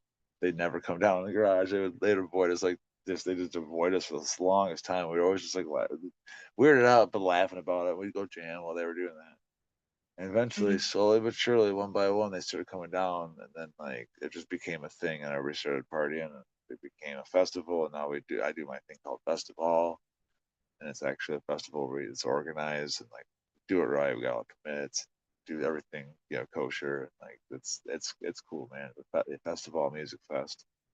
This year I have 18 acts coming out. Smoking Dope Ladies will be there, and I'm really excited about that. If you guys, if anybody's been to Poxyville or anything late night like that, or any of these festivals around Michigan, man, they go hard. I'm always there usually with them. Many of these festivals, we'll play till dawn, just ripping all night long. I love those guys. They're great and amazing caregivers, and I mean, since the beginning, they know what's up. I know usually Mike, he was out in California and knew what he was doing, learned the right way, and they're all into doing it organically, and they have some of the best weed. They're just great people too. So we just got various other bands too, less older, and Jack Elliott for the weed crowd. Those guys definitely were they play a lot of the events that are like that. Um, got a few other folks too. Eric Ingblade. Oh my gosh, there's just so and it's just cool to see it come to was a party for us, and actually it was like I was just wondering why nobody wanted to party with us. All of a sudden everybody was partying with us, so now it's a festival, and it's just like it's cool to see it grow, man. And we do the tree thing. We have every year there's a sequoia tree there. We plant. We play music with the tree the night before, and we everybody comes together and they all dig a scoop out by hand and they put the tree in, and everybody buries the tree back, and they're all part of it. They're all one together, and then like no matter if there's 70 people there, they're gonna all take part of it for that. Whoever wants to at least plant the tree anyway. So if 70 people show up for that workshop and they all want to do it, then they all get to do it. Everybody gets to be part of planting the tree. And last year, our friend ended up asking us if we could put um, their husband's ashes in the hole right before we put the tree, and everybody's like, "Wow!" And it was Woody. He was the blue rhythmic monkey guy. He did the oil light shows at festivals that you'd see, and he was definitely part of the movement. And so that was a happy moment. And so we always do tree planting and herbal tea walks and organoleptic music and sound bath. A lot of times there's yoga, a bunch of different bands, folk acts, people from all over the country. Uh, and that all came out of just starting and just doing it. We just get together and jam. We just make it up as we go. And in those early days, we just make up bluesy kind of jams, just rock, and just constantly make up improv music. I didn't know it was going to lead me to being able to improv music with trees and plants for the rest of my life, but pretty cool, man. It is pretty cool. When is the event? August 15th and 16th, festivalmusicfest.com. Fest of all. It's just a pun on the word festival. Like Cosmic Knot is a pun on the word cosmonaut. So yeah, it's the Cosmic Knots Festival. We hosted I hosted my parents' farm, um, where we started doing those things long ago. So it's kind of like a coming home party for everybody. That has been suggested now to me. This is the second year, and hopefully I do. I'm glad you brought it up. I would love to make it. Um, Yeah, come on out, man. Another past guest, Daniel Staggs, Yeah, has yeah, he's suggested. playing too. Yeah, awesome dude. I love it. He has his song, a song Hammer, and me being a carpenter, I really enjoy his Hammer. It's a Oh good tune. yeah, I remember I was at Wheatland the first time I can remember seeing him. He was playing and he was just coming in, just ripping out these songs. It was like wow, very cool. I just right away I was like I like this guy. Just satisfied his songs. I was like, we're gonna get along. It was fine. And I played with him a few times now. Played with him at Wheatland. Yeah, it's always I've fun. always been jealous of people that have that natural ability to play music. It's such I a I'll powerful thing. I swear anybody can do it, man. I could show you how to if you can just keep rhythm. If you can just clap. If you can clap along to a song, then I can show you how to play bass. I mean, it's call me silly to say that. That's fine. I assure you, it's about that simple. You just got to know where to put your finger. And dude, had some people rocking they didn't think they ever could. So if you ever need to figure that out, I help a lot of people with that. I like to teach lessons of that kind of stuff too. It's fun, man. It's a lot Right of fun. on. Yeah, hopefully, I'll get to be a first-hand chance to meet you during that event there, because I love some live music. Uh, Part of the stuff I've done in the last few years is covered some live music around live free stuff around the Michigan, Holton Lake, and some of these events. Mm-hmm. Trying to get some, eyes on some of these local artists and stuff like that, like Daniel and yourself, and a lot of great people that do music because it's it's just a beautiful way to get out there, especially in like these venues like talking outside, having fun in a beautiful sunlight. A lot of these events, you're able to smoke cannabis, which is a huge plus, but not necessary. You know what I mean? But Yep. man, there's just something about live music that talk speaks to the soul. Music in general. I think everybody has a memory all their memories are tied up with music in one way or Well, I think another. those of us that survived history, I think music was really responsible for a lot of it because a lot of people coded messages in music. So when they'd be oppressed by somebody, they could speak a language that those people probably didn't know. So they would code the songs with things like for during slavery, they had songs that were coded to tell people how to get up north. And as far as like music and cannabis, growing up as a kid, I kind of made that connection early on because my stepdad at the time and all his buddies every Sunday would they'd come over and basically labels out. Dad, good friend, Major Dean, would like he was always seemed to be like the one in the know. You know what I mean? He would always have the album of the week. You know what I mean? And kids be kicked out, would be out in the yard, and all you could smell out coming out of the house would be music and cannabis, and hear the music and the cannabis. Hopefully, it comes back, and it was always an awesome thing. So that was kind of my first connection there of music and cannabis, but it is always a great connection. Cannabis and music go hand in hand for sure. Hope Tom comes back. I think his phone died. Cheers, everybody in chat. J. Patrick, Brett Anderson. Sorry I missed our ride today. Silent True Doctor. The doctor's in the house serving up some coffee. How you guys doing? Who else we got? Green Fingers. Mr. Robert Green Fingers in the house. Of course, We Nerd DWC. A lot of cool people in chat currently. Skunk Cake Glass Works. Cheers to you. Hopefully, you guys are enjoying this episode. Johnny Candace, cheers, brother. We'll give him a few minutes, try to banter on, see if we can get him to come back, get that phone plugged in, and see if we can't finish this episode up. Definitely a great dude, great conversation. How many of you guys? I tried to say something. Cheers, Stony Creek, in the background earlier on, as the sun was setting there. Did anybody else notice the background, the trees, and the house shaking like he was almost in a tree house, and it was all just a steady sway in the background. It was kind of fucking with me a little bit. I meant to say something to him, but I didn't want to interrupt uh his story there. But yeah, super cool if you have to go back. If after this episode, I will put up the link to his YouTube channel and Instagram and his Facebook and all that stuff so you guys can check him out. Very cool dude.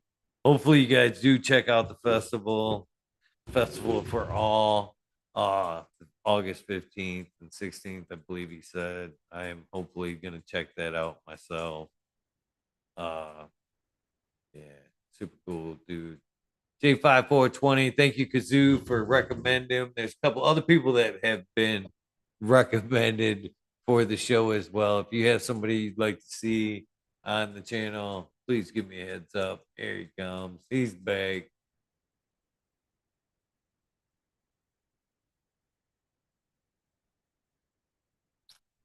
Trying to come back.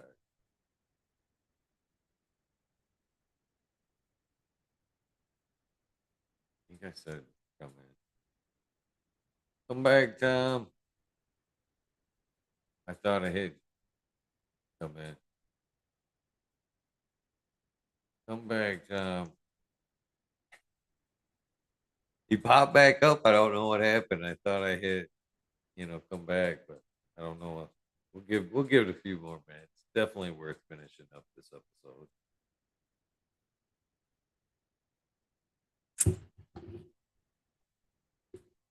You have any questions for Tom? I guess this is a good time to ask if you have any questions for Tom. Uh, Try to sneak those in if you do. Thank you, Brett. Yeah, I caught it. I thought it was just me.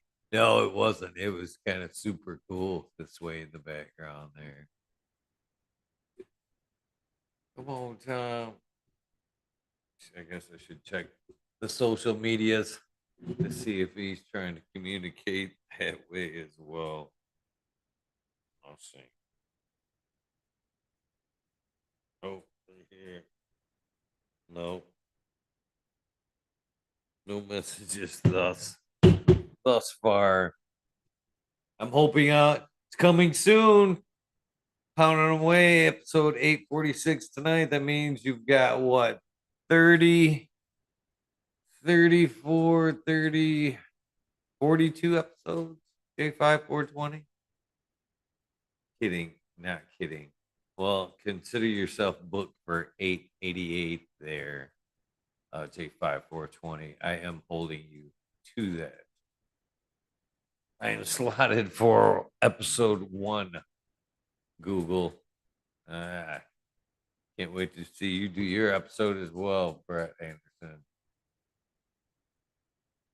All right, we'll give it a few more minutes.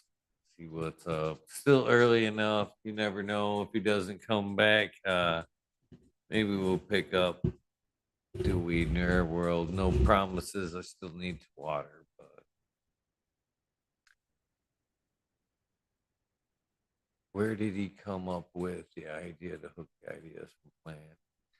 I can't speak for him. I will ask him, but there's been some studies. I believe it started back in the '60s with trying to find that out. Here we go again.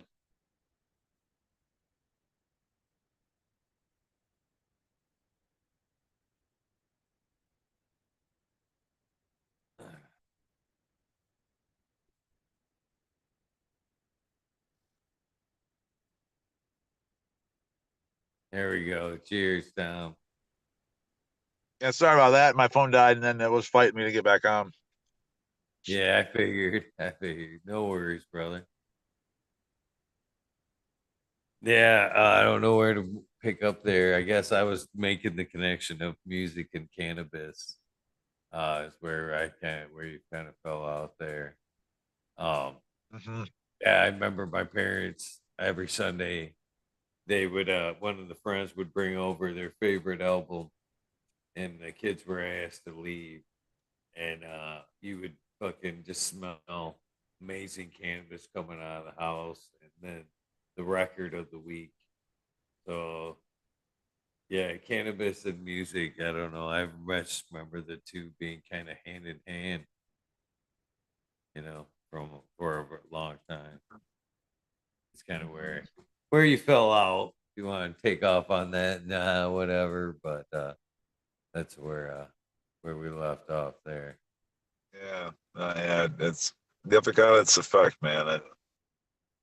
It's even more interesting when the plants are playing with you, like in the music, considering it's got connections for sure. And it's always interesting how, or like they always joke about it being the musical fruit, how people respond with it, and like how people get into music more, and like there's always that smoke your joint and fucking listen to the Dark Side of the Moon or something like that when you were younger, that's for like the crowd that was around that during that time, and like things like that, there's those connections that are just like they seem to be fundamental. There's some kind of connection to it. So I don't know what it is, but pretty interesting. Chad was asking, what made you kind of come up with the idea to hooking the plants up to the trees up to the mics there? Uh, how'd that all come about? Ironically, smoking a joint with Luke's ass, and he's the one that brought it up. He's like, "Hey, did you hear about this place? It's like having plants play music." Like, and I immediately believed it because I grew up out in nature, and like I was spending more time in nature by myself than with any friends. There was a lot of friends around where I was at, so I already kind of understood it. And when he said, "They're like, really?" And then we saw this video of this place called Dominua over in Italy. I mean, they're the ones that started with that technology back in the 70s and progressed it to where it was. And I was like, really? And they were just making some synth noises and stuff. So I was thinking that's what I was going to get when I got it. But I had been through a whole bunch of some crazy shit. Like we put out our first album, Inner Space, called Cosmic. I wrote all these songs and did all the band and produced the album and all that. Like put it out, and it got to number 28 in the nation for jam bands. And then by the second month, it was like number 7, and we're just like, holy shit, dude. I mean, we just started. We were only a couple hundred likes on Facebook. We didn't have bio. We didn't have nothing. We didn't know what we were doing. We're like, what do we do now? You know what I mean? And right at that time, all of a sudden, I was like target practicing with a muzzleloader for hunting season, and it backfired. I almost blew my right eardrum out. And then I got in 4 different car accidents, 2 being extremely major. Like one flipped, the other one, they're both totaled out, but like they're good car accidents, or good car accidents. And then somebody broke into my house for people anyway and stole like most of my stuff, my guitars that I made in high school and all that. So I was pretty down, man. After are you at the peak, got your things going? I couldn't believe that things are going good. And then all of a sudden, all this other stuff happens, and I'm just like, what do I do? Where do I go now, right? And finally, I was like, well, I don't got anything else to, you know, basically lose. And then I had a person I was on tour with that ended up breaking into my house like too and stealing some weed for me, Mark Lavengood. And I was just like, dude, I was like, I toured the guy. He's like my friend. I'm like, why, man? Like, come on, dude. Like, don't do this shit. Like, I was already like had my stuff stolen. I was pretty bummed anyway. And then so to have that happen with somebody you're like friends with or whatever at the time, then it's even stopped me from getting an endorsement and stuff at the time. So like proposed for me getting an endorsement because people were trying to replace my gear. So it was just like this real frustrating time, and I was just like, dude, what am I gonna do? And it's like I gotta find something to get me out of this funk, right? I'm like, well, hey, I remember those plants could make music, so why don't I try and get one of them machines to see what happens? So right around Thanksgiving of 2019, I sure enough, man, it just I thought it was gonna be hokey. I thought it was gonna be kind of some bullshit, and immediately started to jam, and I'm like, no way. It just started playing really well, and I was like, this is very musical. This is way different than I thought. I was gonna be some ambient noise, and instead it was like rock. Right? It was actually really nice. So then I tried playing with it, and I couldn't really get the jive of it. But so then I tried playing to it, and it played very well with the song that I played. And I'm like, no way. That's when I realized I was actually paying attention. I was like, no way. So then, and I waited for my drummer to come the next week, and he tried to play, or I showed for him, and he was like, yeah, that's cool. He went to go play the drums, and it really started playing. I'm like, no way. So again, I see these, then this, these are these subtle like things that you're looking for in the beginning for correlation. And so then like, all right, next week we got to go in the studio, and so I'm gonna bring this. We're gonna try and play it and see professional environment how it's like. And it played so well. I'm almost falling over laughing. You can see that YouTube too, and it's just like the first time we played, we had an aloe plant playing. It was rocking. I'm like, dude, we're playing music with a plant, right? It just rocked, and so we set the song up, took take, one take, no edits, 7 minutes, plant played perfectly well, and we hadn't really sung it. That video alone took out everything fast. Then we went and played up with the Electric Forest, the Wally Street Electric Forest during the off season. My girlfriend Rachel filmed me. We'll just play that, and that video went viral overnight pretty much, and like they got like 25,000 views in a night, on YouTube. That just launched the whole thing, and then that's Mexican television became a fan me, Mark Jagger, and he put that out. And now it's on Amazon Prime and stuff like that. But then it introduced me to the Hurricane Range Tree Archive, which made me start playing music with the redwoods and sequoia. And I took me all over the country multiple times now. And yeah, we even just planted a sequoia.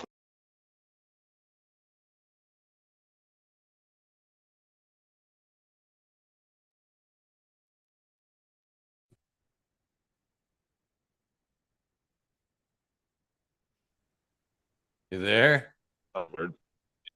Yeah, All right, but cool. I was saying we even just planted a sequoia forest in Detroit. Um, we did 100 trees, and we had the kids come out and help plant them. And that was all part of Archangel and Sherka project. I played with the trees, showed the kids what it was all about. We had to clap it along. We are doing a clap along, and then I was playing, I was making up a song about it being a good day. And it was rocking. And yeah, it's been man, just put smoke in a joint, talking about it. That's what got me into playing music with plants and trees, basically. Super cool. So is it all like a one take thing, like in the moment, that response? Or is it somewhat repeatable? Can you Yeah. like, you know what I mean? Ah, I will ask Johnny when he comes back. Then you gotta look at my ugly mug.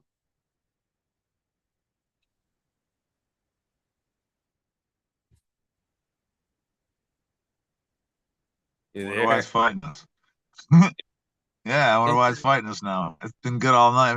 We talked for over an hour and a half now. It's, who knows? Sometimes the cell signals can be like that. I mean, Johnny in chat, and it does help sometimes to like turn off the video and just do an audio type thing for Yeah, I signals. mean, mine's black anyway. I think I'll do that. It's dark in here, so let me see if I can do that. Let's see. You're better at So this. just while you're doing that, I'll mention this. Um, Earlier in the episode there, um, you were talking, and I kind of wanted to say something, but then I didn't want to really say nothing. But your background was super cool. It looked like you were in a fucking treehouse. You could Yeah, see like the trees and the house kind of swaying like that, and it looked like you were just kind of sitting in a treehouse and everything was swaying. Super cool background effect if you have to go back and watch. But we yeah, were it's mentioning it while you were gone. It was nice. nice. Yeah, it's a cabin, and I was sitting there watching the sunset, like I was telling you before the show or the broadcast started. And it's just a beautiful little lake up here, Nugent Lake up by Baldwin. We rocked out up here for they do every Saturday closest to the 4th of July. They have a giant fireworks display, and it's just like the neighbors and the locals that put it on, but they go so hard. It's the craziest fireworks display. But we were rocking out up here, and I had to go find a part for my guitar that fell out, and so I had to stop here on my way home from my shows because, like I said, I played a bunch of shows this weekend. And so I was like, you know what? I could either try and rush home, or I could just sit here and relax for a minute and just talk to you here. And so that's what I decided to do. So yeah, it was beautiful. The birds were like at one point the birds were so loud I almost couldn't hear you. It's pretty cool. Just birds Oh, tweeting. the chat had commented on the birds and then actually how pleasant it was to hear them in the background of it all. So all in all, great choice. Yeah, yeah, I was surprised. I was like, wow, they're really excited tonight. Some things just happen to always work out for the best. You know what I mean? Yeah, there's a certain type of bird that when I go to play outside with the plants, the trees, almost every time I go to start, it just starts going off, and I'm just like, it's so funny. And it just you wonder like what's up with that, you know? It's like they just like there's such a connection to it all if you really know how to pay attention to it, but most people just don't take the time to pay attention. I'm a sunset guy myself. When I was up in Holton Lake, I was doing them pretty frequently.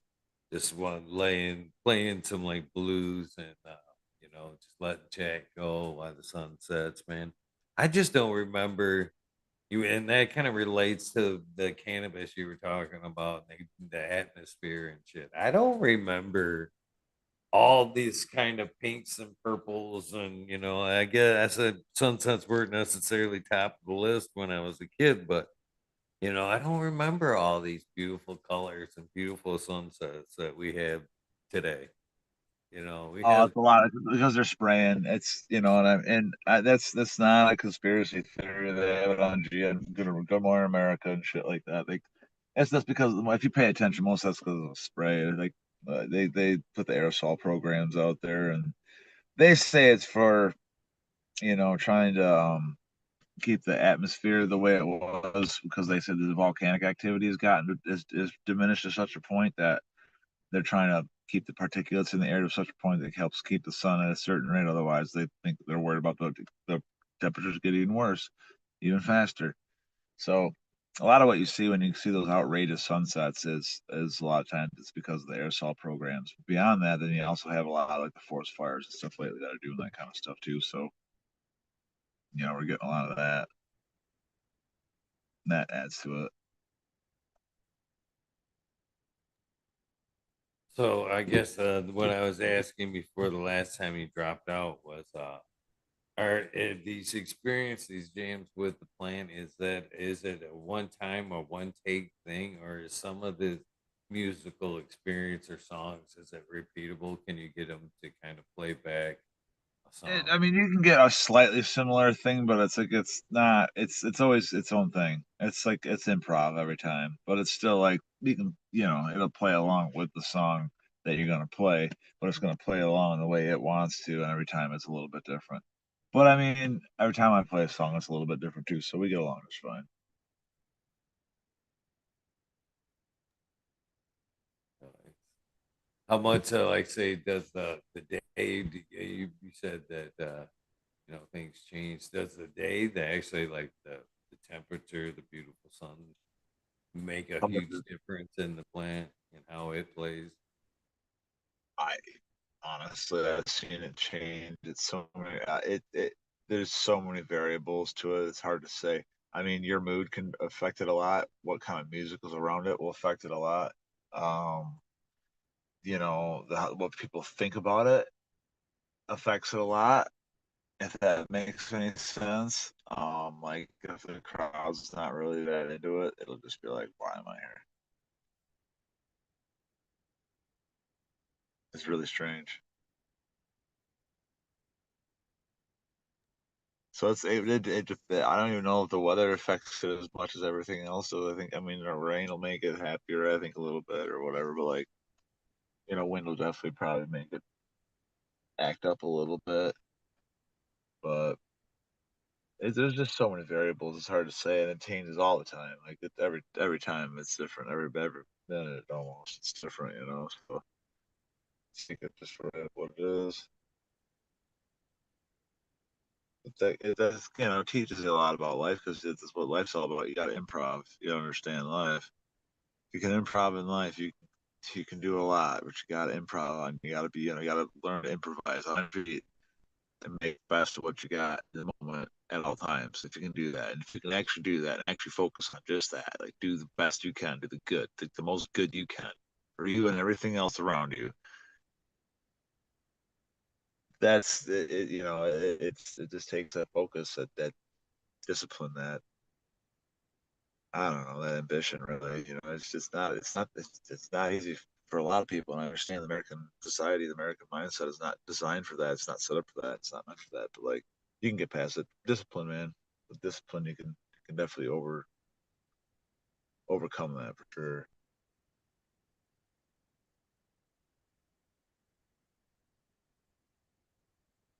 So if it you mentioned at some point you were a breeder. Do you think you'd ever breed out certain strains just to play music with? Um, Well, that's not something I really even thought about, honestly. That's a good question, though. I mean, I'm weird about like I have seeds and I give out some clones once in a while, the cosmic splooge, but I'm always kind of weirded out because it's such a sacred thing too. At the same time, so I take it into like consideration, but not in the sense of trying to like market it by any means, or like I guess not market it, but like you know, make it like that. It's more so to preserve what I have of it, just in case something was to happen, I could like still have something that came from that. And I think at this point that Cosmic Splooge, just because it's been doing it for so long, has its own thing going. So it's like I definitely want to try and keep that utilized. But I bred it last year. I got a really nice cross, so I got a bunch of seeds of it right and everybody has to do beta testing on it and really like it. So we'll see what happens in the fall. But I had some pop in March outdoors, and they just kept on growing. So I mean that tells you something. They're hardy.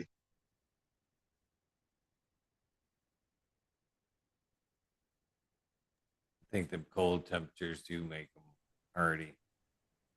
I threw some out a little premature this year, and I just kind of went, if they make it, they make it. And the what they made it, and I think they made them a hell of a lot tougher. Those cold temperatures to start out with. Right.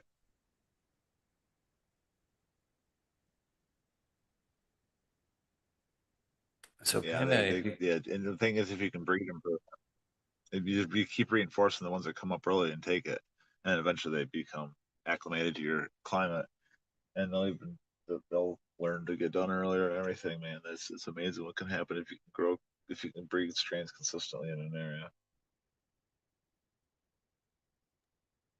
That's a subject all in itself that I take very seriously is the breeding thing. As a craftsman, I don't breed and not I don't someday maybe, but if I do, I tend to take it as seriously as uh I'm a very well noted carpenter, and if I was gonna put something out there, I would want it to be, put my name on it, and I would want it to Yep. be up to my standards. So like when people just like F1s and pollen chucking like that, I mean, I don't understand how what are they building a reputation off of? You know what I mean? What is the plan itself that's building the reputation when there's so many pheno, and I enjoy a good pheno hunt. Don't get me wrong. Don't get me wrong. I enjoy having something somebody else doesn't have, but when you're putting something out there, I think there should be some kind of consistency there. If I built uh, let's say even like a birdhouse and I sent it out as a package kit, if I couldn't send it out easy enough to make it look like the picture, you know what I mean? I Yep. wouldn't bother. Right. Right. I mean, it's just kind of like doing your homework correctly. It's like there's a right way and there's a wrong way, and it's just like, but there's also the people. There's so many people that are just taking claims and making things. I mean, Jake said he had somebody hit him up and told him that he's going to just take his work and just not give him credit for it. Like, actually went out of his way to tell him that. It's just like in a message or a text or something. That's like, why? Like, what the fuck, dude? Like, why? You know what I mean? Like, why do people got to be like that? But that's what you get. That's the one thing that sucks about this weed environment. When there's that much money involved, everybody tries to jump on that.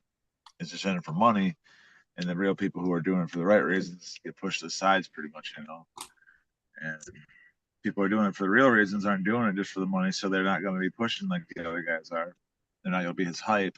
but they're going to be better at it, and they're going to have better, and that's where like you know that's where capitalism kind of sucks sometimes. Uh, It does, and the money has sucked a lot of the life right out of the cannabis industry. And Oh, yeah. even at that, I've tried to reiterate that uh, people. I think people would have regained some of their passion if even if they took the new people that want to just call it recreation, which I believe they're lying to themselves if they say they're recreational smoking. But I think their body's using it medically at one point or another. But if they just took the time to grow the plant just like one time, their whole opinion would about cannabis, why they use it, all why they continue to grow it would change. So, and Yep. I think that we need to get more people, even if it's a recreational grower, just to try to get out there and grow a plant before. And that's the other thing too. I mean, it ain't gonna be much longer before they try to take the cultivation right away, and we're back to square one and just trying to get it from the legal market, and it's gonna be shit. So we need to kind of fight for our right to cultivate while we Right. still have. I think we need to, myself, I'm saying when I say we, but I think many people need to try to get others interested in growing again. I agree. Uh, it'd be amazing to see more and more people take it up as a hobby. People would be a lot healthier, man. That's the shit they got on the shelf sometimes. It's some punk ass shit, man. The shit that's in there, and I just don't think everybody smoking a fiend is really great either. But that's just my own opinion.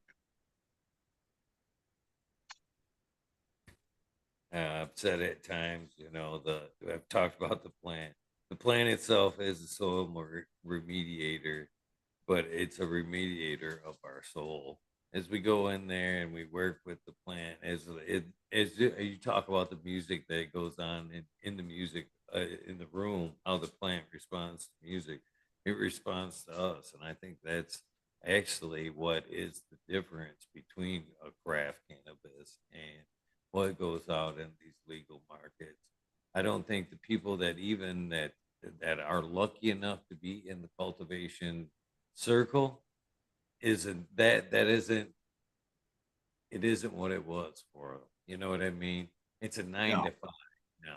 It's a 9 to 5, and when it's a 9 to 5 and you're not happy to be there, it still kind of shows in there, and it's a Well, the different plants vibe. suffer. The plants suffer. The plants respond. If I'm playing musical plants, they respond to you, and if you're just you're treating them like they're an inanimate object.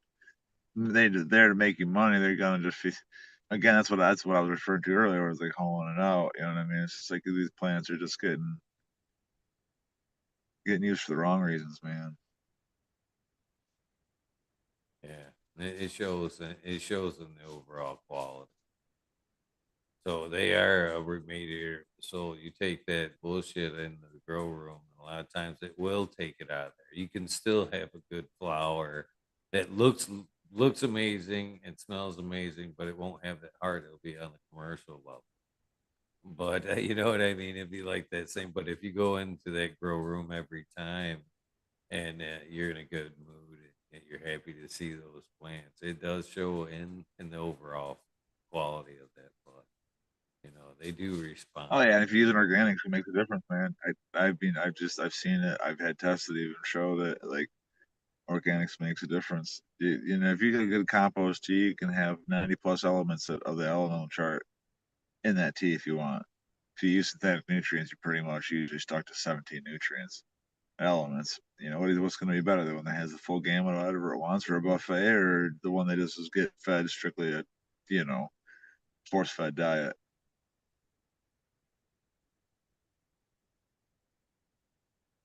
Yeah. So how long were you able to keep your doors open at your grocery store there? I walked out on it because I had a terrible business partner. The guy was trying to sneak a bunch of shit out from underneath me, and it was just not a good environment. We were there for 3 years. I was there. I think we went for 5.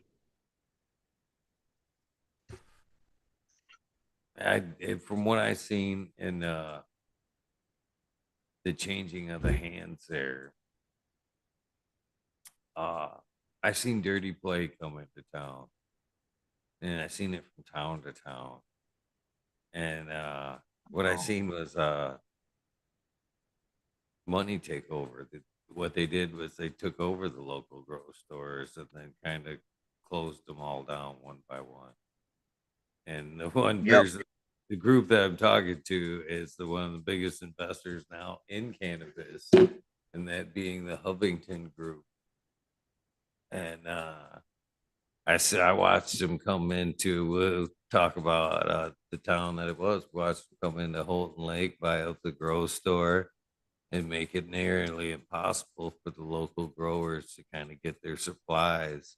It set up first of all, it set up bankers hours to where if you had a 9 to 5, you wouldn't be able to hit the local grow store, and then slowly made it more and more difficult. Then opened up once they shut down the local grow stores and made it, tougher and tougher for the local grower. They turned around and opened up the local dispensary. And I seen that over and over. The people that sold us the nutrition and the grow supplies trying to weed out the very people that you know help build them. It was super sad, I guess. Yep.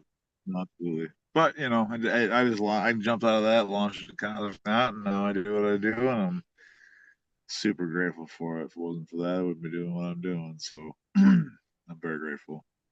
Sounds like a much happier existence. I mean, so Yes, absolutely.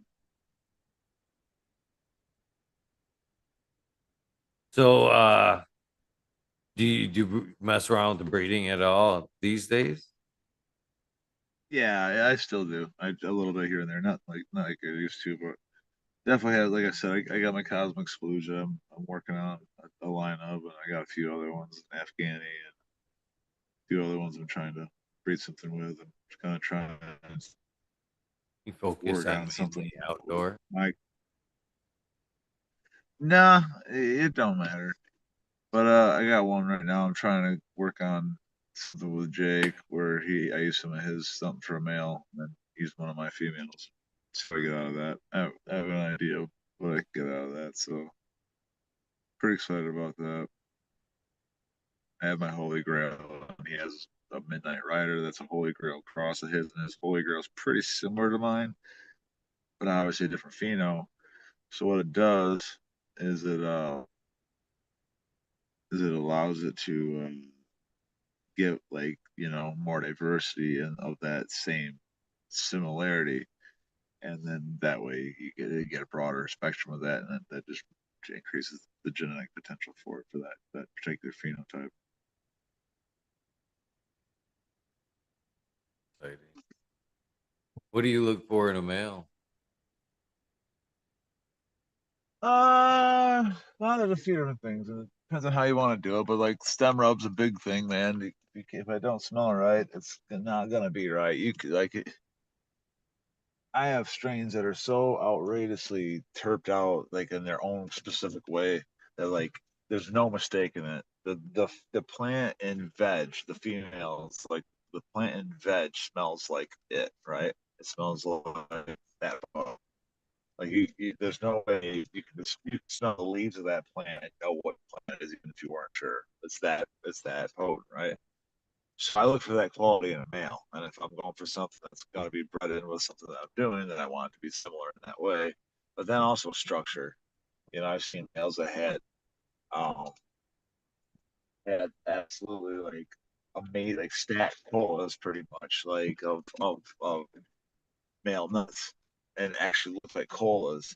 And I'm like, that's a good structure. That's a good structure quality in a plant. It looks like it's going to grow colas, but it's just growing male nuts instead. And it clusters on them. And so I was like, all right, so that's what I look for. That's the main.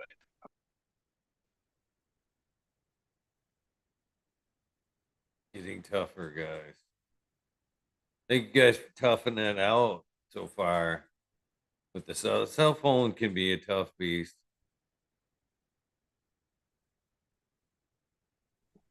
Cheers.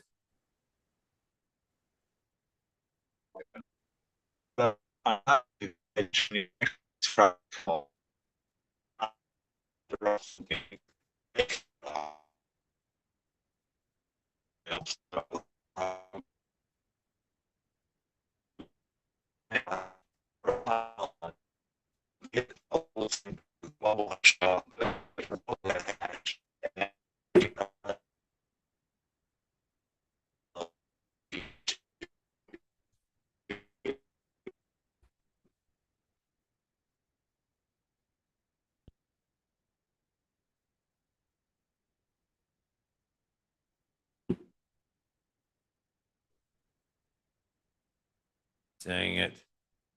Thank you, Silent Truth, for answering. That's what I thought. That's what I was hearing as well. We might have to wrap this up and get a part two when we get a better signal.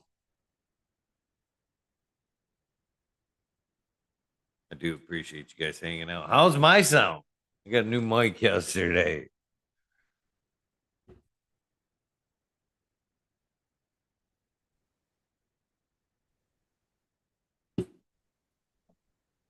Hello? Yeah, we're back. But yeah, you can make bubble hash off those males too. You can find out what kind of quality they're going to be. And I've actually had some really good results with that. DJ short about that one time. He was like dumbfounded. He never thought about that as a possibility. But if you have good enough males, you will have trichomes on those males, and you can absolutely extract them. And again, you get off a pretty big plant, but you know what? They can hash is going to tell you a lot about the terminal of the plant. You know what I mean? There are trichomes on male plants at times. At least in my experience, there has been anyway. They're small. They're small. You're gonna get them in your lower bags if you run bubble hash. But Yeah. Shit. Shit fuck. I'd never thought about that. That's a pretty good idea. Very good suggestion there, Tom. You there, Tom? yeah, yeah, I should come back in. I'm actually trying to move now towards a different spot because it's just not getting the service that Right we on. need. I don't think. But yeah. So I don't know how much of that you heard, but I was just going off about the using male plants for actually extracting bubble hash just to see. Like I said, you don't get much, but you definitely get something out of it. And it gives you an idea of the quality. Yeah, I did hear that. That is a great idea. I'd never even thought of that, to be honest with you. Yep. And then also when they pop, you know what I mean? Like sometimes they I mean, some will have a long duration. Like they'll pop like early, but then they keep on blooming. And then some of them just do it right. So if you want earlier, then you want to take your males that pop right away, and then you breed that with your, the tiny little flowers that you're just getting. Because usually you're just barely pre-flowering at that point, your females. But if you do it right, you can get those early males to take with the early females, and you can actually reinforce an earlier trait by doing that. And so then it depends on like when you want your plants to be done and all that. If you're working on outdoor strains and their photo periods and what they're tripped by, and then so you really kind of manipulate like when they trigger. In Michigan, we have 18-hour days. You know, I mean, it's like daily till almost 11 o'clock at some points. And so we have super long days. What that means is that they take longer to trip it. So a lot of strains that would get done out even in California, because it's actually a little bit shorter days down there further south, they don't get done as fast here because of the way the hours are there. So we don't trip as fast. And so what it is, you got to find strains that actually are photosensitive to our climate, and then those are the ones that do the best. And like that Holy Grail I have, thankfully, gets done at the end of September, before the weather gets bad. So it's actually a September blooming flower. And most of the other strains that you have don't get done until October. And by October, there's a lot more rain, there's a lot more problems. You have hail, you have damage in winter time, a lot that can happen. And And so get those strains that get done earlier are definitely always a benefit, even if like you're not doing it for commercial purposes. Having strains that get done early, it just saves you a lot of energy in the fall. You know, you don't have to worry about so much. You don't have to prepare so much for like the battle of it.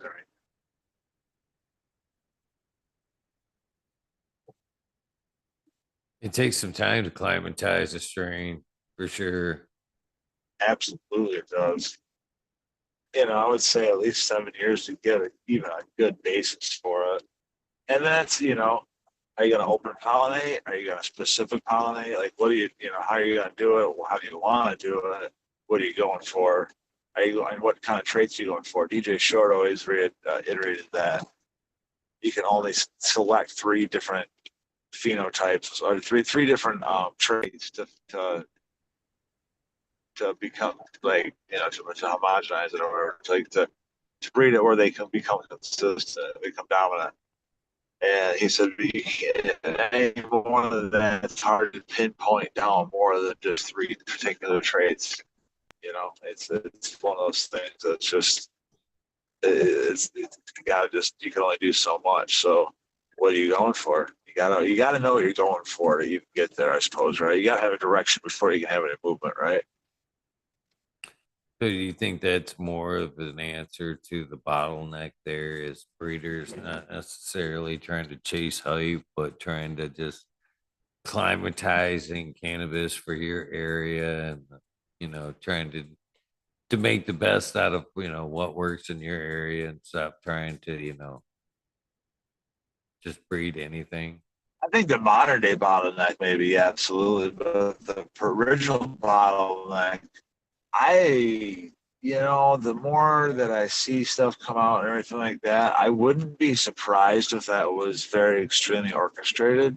There are people out there who claim that the modern day strains are full of a terpene that makes you more lazy and not as free spirited or whatever, however you want to explain it.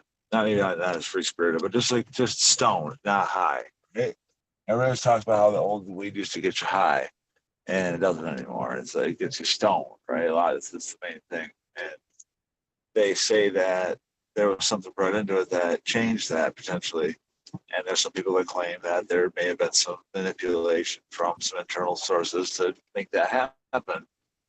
And one again, whether that's true or not, who really knows? But I wouldn't be surprised. But also, if somebody just happened to come off, you've been smoking sativa your whole life, and you find a really sweet Afghani, and you smoke some of that, and you're just like, holy shit, man, it'll blow your doors off. It's going to be a whole different experience, regardless.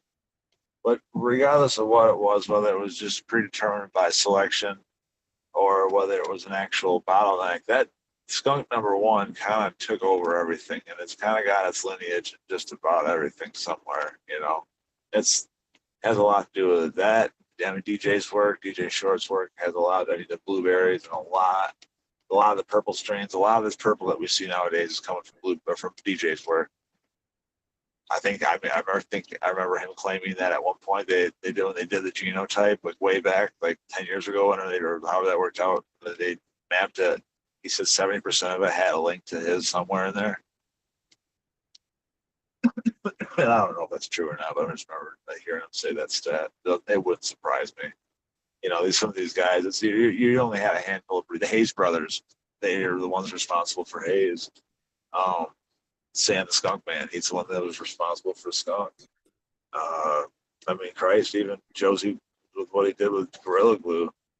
You know what I mean? I really appreciate the fact that they were trying to like actually get trying to patent the profile and all that, the genome and all that, so that way people could steal it, say it was theirs, make them actually start like claiming it as theirs because they made it. And I'm surprised more people aren't hopping on that type of trend. But at the same time, it's okay that they're not. It's like instead everybody's just like taking whatever and just renaming it. There's a whole lot of it's really not a whole lot different than the caregiver market, the Wild West style of the caregiver market. Honestly, the recreational is not nearly as well put together as people would like to think it is. People are always backstabbing each other. People are always not paying each other. People are always talking shit about each other. It's like, good Lord, it's like middle school, man. Like a lot of times, all the shit I hear, I just shake my head and go, "Why would anybody want to be in that?" So I never got into it. I've helped some people here and there, just tried to lend some good advice or give a hand, but like, I can't imagine actually jumping into that trying to live on that or live that. That's a lot. I think this is so, it's so dramatic. It's I actually have a song that it pretty much fits it well, but don't go making a hard living out of something that's easy, you know? And that's what that is. Making a hard time out of something that's really, really easy. It's plants, man. Like, my favorite part when I see two grown men getting really angry and arguing over weed is that it's two grown men are arguing over dead flowers. That's all it is. But they're so, people get so worked up and they're so engaged emotionally and personally and egotistically. At the end of the day, they just everybody's wanting to be the best. It seems like a lot of times, so not maybe not everybody, but like just all these people are trying to overhype everything, just do the thing, and all the pretty packaging and all that. It's just like, dude, it's just dead flowers. Yeah, I guess it's high. Yeah, it's sweet, but no, at the end of the day, it's really just dead flowers, guys. Like, chill out a little bit. Chill out to get a lot better, actually. But that's just the current state of it. There's a lot of people that are young into it. They haven't been, they haven't had to deal with it as much as we had. Oh my God, when you're sitting there and you gotta trim so much, it's just like you can't even go outside hardly because you gotta get your work done. And it's just days and days and months on end. And you're like, oh my God, it loses its glamour pretty fast. But a lot of people didn't have to deal with it like that, so they don't know. That's like they didn't lose the giggles about it.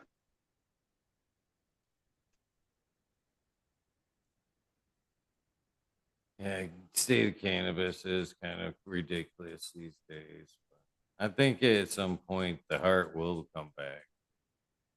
You know, Yeah, I really believe we'll find our roots again. yeah.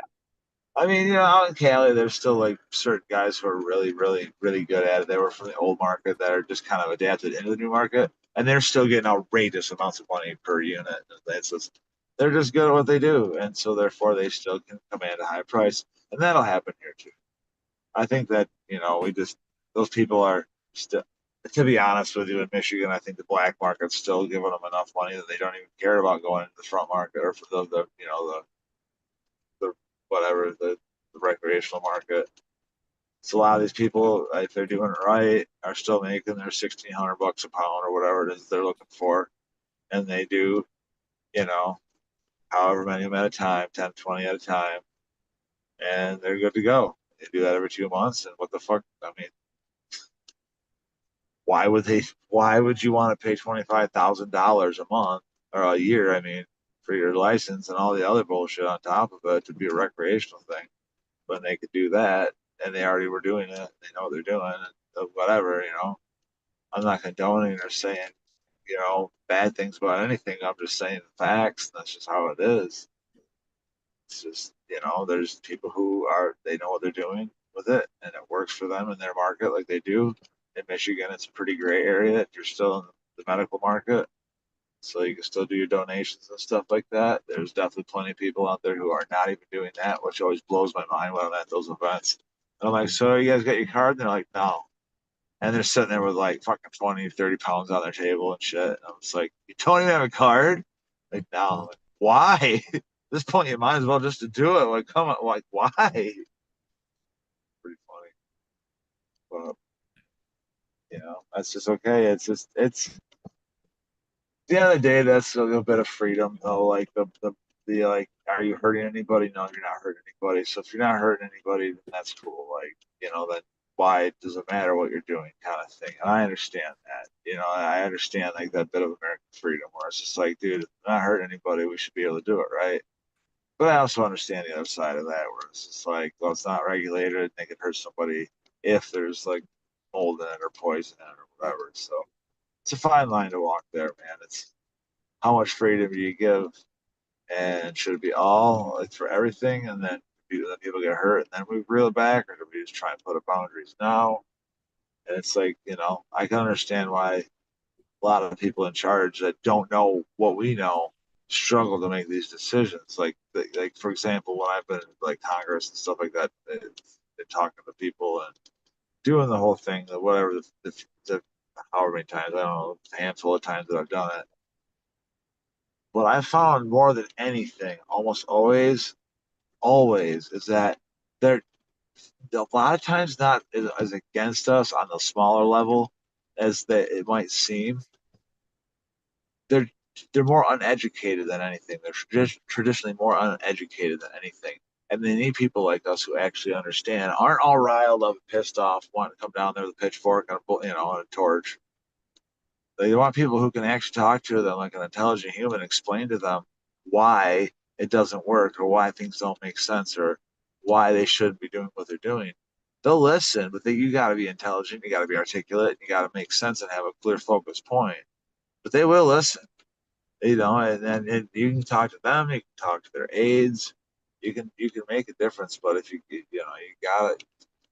gotta just know what your focus is. Like I was saying earlier, it's like you gotta have a direction before you have, or you got to move it to even have direction. You got to have a direction before you want to move.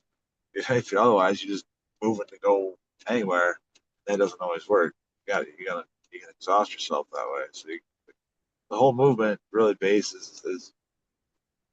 it's based on need to progress the freedom of it, but at the same time, the way everybody took it, they took the good qualities of it and made it so it's like, and I can't say everybody, obviously, I gotta stop being so generalized for that, but like a lot of people took it and did it in such a way that it's just, it lost that touch, that quality, that what it, just what we were saying before, like what it could have been used for, like all the good that people aren't doing that anymore. I mean, for in recreational, you can't even have good cannabis oil. You can't use the alcohol that we normally use to make RSO. So you got to use what, like, they have an oil or whatever, and you take it. And it's not the same thing. It's not R. You can't, they shouldn't be calling that RSO or fecal oil or whatever they want to call it, because it's not the same thing. But they can't use those extracts like we do because of the laws and the rules. And it's just like, well, okay, but like, what's the actual safety in that? So that's where like the freedom of being like, well, hey, a medical guy can just do what he wants and he can do it right, and they've helped treat 100 people and they all have been healed, at least somewhat, even if not entirely. They've maybe had like at least some kind of regression or something like that. You know what I mean? And and that's not always the odds with cannabis soil. Like cannabis soil, it's like you never know. Some people will it don't work on, and then but the majority of the time it will definitely have some benefits somewhere along the line. You know what I mean? So at least that's been from everybody I've seen, everybody I've talked to, and that's been the generalization of it anyway, from what I've been able to encounter. And a lot of people have also claimed the same thing. We've all seen it. Have you dealt with the cannabis oil much yourself? Oh yeah. Yeah, so you know all about it then, right? Oh yeah. Very much Yeah, so. yeah. That's why I like to yell at people when I'm at the events about it. It's just like get out there and do it, make it, man, change our lives. Saves lives. That's for sure. What's that? Saves a lot of lives. That's for sure. Exactly, exactly. A lot of people out there have done a lot of good with it. I mean, Les Holder's a great example of, you know, the proof of what cannabis oil can do. And on top of that, he gives that out to a lot of people, and it makes a difference. It helps people out. And I've seen him, I mean, giving out a lot of oil, just gives it away. And it's what we need, man. If you can get out of bed and grow it, grow it. You can give it to people who really need it. There's not everybody can do what we can do. So we gotta do the best we can with it, right? Yeah, I agree. But people, there's something about growing it yourself, especially if you're in need of that medicine. I call it the can do or I can't. You know what I mean? There's something very possible, very powerful about feeding yourself and doing anything for yourself, especially if it's saving your life.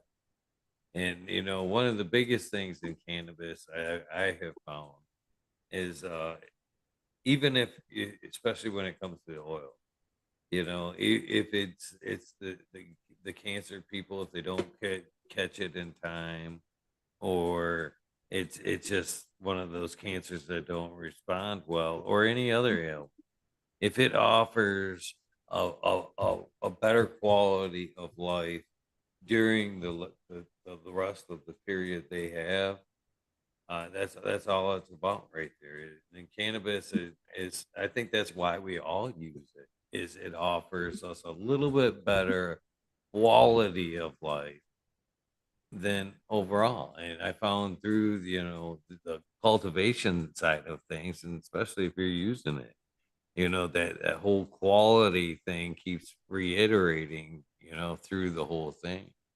And I do believe, all in all, cannabis does offer a better quality of life on the medical aspect about side of things. And it's sad that so many people um, don't try it first. You know what I mean? Yep. They're so quick to run to pharmaceutical bullshit, and then when all else fails, then they come back and find that, oh, it might be too late, but it did offer you that quality of life, a little bit better quality of life than the time you have, but it sucks that this was your last, you know, chance, or your last resort, I guess, in a Yep. lot of things. A lot of people don't want to be high. They don't want to be that high for that couple of months. They got to be that high. And it's like, oh, what's the alternative? You know? I agree. I'd rather be high. Even at that, I think you do build up somewhat of a tolerance. Oh yeah, after a while. Yeah, absolutely, dude. Gotta get your sea legs. Me myself, I don't have necessarily see the uh, demand to take oil all the time, but I do enjoy like a just taking it a little bit of time. I have found a huge benefit as cannabis as a topical use of cannabis is amazing. Not just smoking it, but any form. But can't I found some very CBD topicals. Uh, there's one I get from Morganta Farms that's pretty awesome. But there's a lot of amazing topicals out there as well. In fact, the most amazing thing about cannabis is you put we kill it by putting heat to it. The most powerful medicine is in its natural form, eating it or juicing it or the roots it's in itself. And a lot of people don't want to give that a chance either, or believe that it's possible. Have you ever tried juicing a plant or using it in its natural form? I've wanted to. I have not. So it seems like it's just a great idea. I just have not done it yet. Right on. They say it's not very tasty, but in the same aspect, I've watched a thing on Vice that their main and secret ingredient, the chefs in Thailand, is the roots, cannabis root. They add it to just about any dish, and they said, from what I've seen in that special, that it makes like every flavor profile in whatever they cook just pop. It's like their magic spice is the cannabis root. Pretty wild. Wow. Yeah, I remember they used to have like all sorts of crazy shit out there. Like they used to tell people to boil their roots. You had to boil your roots to get more drive the THC to the buds more when you harvested it. I've never heard that, but I do know. They used to tell us some wacky shit out there, man. Like, oh my god, the original Ed Rosenthal Bible had a section in it that said you can take your weed and throw it in a trash bag wet and tie it off, and then come back once a week and leave it open for an hour until the ammonia smell dissipates. Then you'll have a smooth, clean smoke or some smooth, sweet smoke. And it's like, dude, now you're gonna have sludge at the bottom of a bag. What are you talking about? And they had to omit some of that shit out later on. It's hilarious, honestly. Yeah, that's pretty crazy. I wouldn't suggest that by any means. No, no,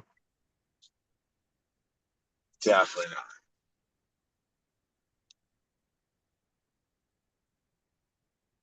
Do you make any extracts yourself? Did you make a bubble hash? Oh, I used to, yeah. At one point, I used to have the highest testing bubble hash in Michigan, but I just don't take the time to do it anymore. I'll make some rosin once in a while. I'll just squish some nugs, make a couple grams for myself. That'll last me a long time. I just put a little bit in some joints once in a while, but usually I just smoke joints, or smoke bowls, smoke regular weed. But I definitely make lots of. Obviously, I make RSO and all that. I make that for anybody. I try and help people that whenever I can. And whenever I hear about people that are going through what they're going through, and I know they might need it, I'll offer it, just give it to them. Try and do what I can. Try and help where I can. It's been a beautiful curve to see that the dabs were pretty strong there for a while, and I thought that would be the emerging market over in the forefront of cannabis, but it seems to be falling to the sides, and flower seems to be coming back to the forefront. More and more people just Yeah, 'cause doing it's just flower. easy to have a quick pre roll or have. I mean, dabs are. If anything, the pens are taken through over for that. So people just like convenience. They like easy, simple, cheap, and that's what pre rolls. That's what pens are. That's what's taken precedence.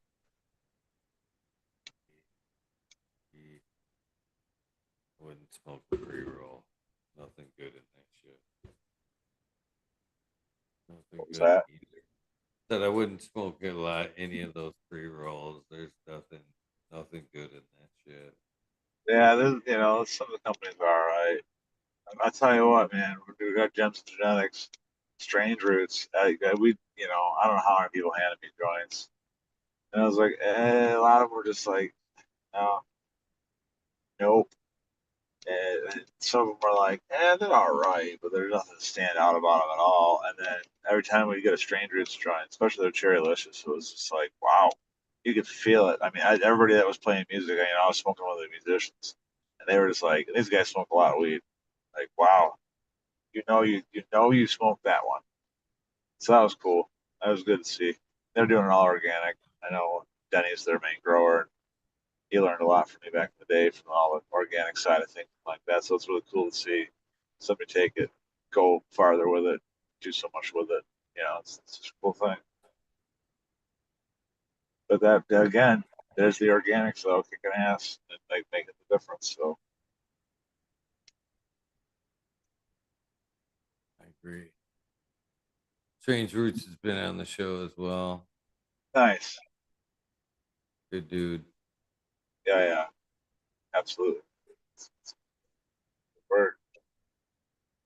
And I'm sure. How about Country Roots? Country Roots been on here? Yep.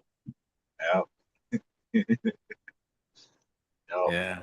It's a Uh, community, man. The real ones are the real ones. Appreciate them, that's for sure. that's why I think I think it's been the passion of doing this. There's so many people that make up so many stories that make up cannabis, and a lot of that shit should be documented. Stories like yours, like Chris, Jake's, why they do it, how they've gotten to where they are now are incredible stories. It all make up, little bits and pieces of this thing we call cannabis culture, community, or just the history of cannabis itself. And It's Yeah, counterculture, man. It's what it is. It's counterculture. It's just counterculture, and it goes hand in hand with the music and everything, and times and the way it's been. You know, the hippies, and the Woodstock era, and all that stuff. It all just kind of has its prevailing interweaving Venn diagrams of overlapping, interesting, just paths that weave together. You know, that's why I call yeah. it part of the whole reason why I call my thing cosmic knot. It's just all these things that come together and blend together, and it's all these different aspects of it. Yeah, it's cool stuff, man. I think there is a good part of my life, and I think there's somewhat this is still true today. Is if I know you don't smoke weed, I don't know if I have full trust. There's not full trust there. You know, cannabis is definitely binded, you know, a lot of people. You know, there's just something powerful Yeah. about Oh yeah, I can't even imagine. My life is so intertwined with it over the years. It's hard to even imagine not having all the friends that I've made through music and cannabis. You know, I started the day I started smoking weed regularly. It was pretty much the same day I started playing guitar. So, I mean, this is what it is. You know, it's all the same. It's all one to me.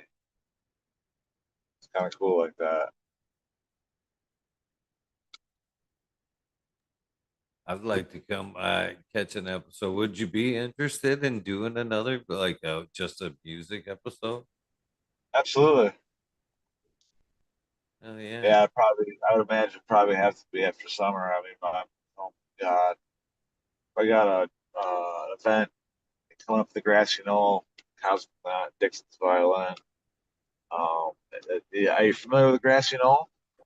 I am not. I have to get them on too. Selena's really cool. They they're based out of Muskegon, but they also had a hemp company, I think, out of Traverse City. And I don't know if it was one Grand Rapids or I think there's another one location somewhere, but they do really cool work, ran by cool people, some Native American heritage in there. It's just they you know they were I was introduced to them by Jamie Lowell, and so they're gonna start doing events. They have this little lot of land next to their place in Muskegon there, and we're gonna see what we can get going with some cool events. That's I got that coming up, and I got festival coming up. So yeah, it'll and a Tamarack Music Fest is coming up. I gotta go play Stargazer Fest down in Ohio. Hiawatha Music Festival next weekend.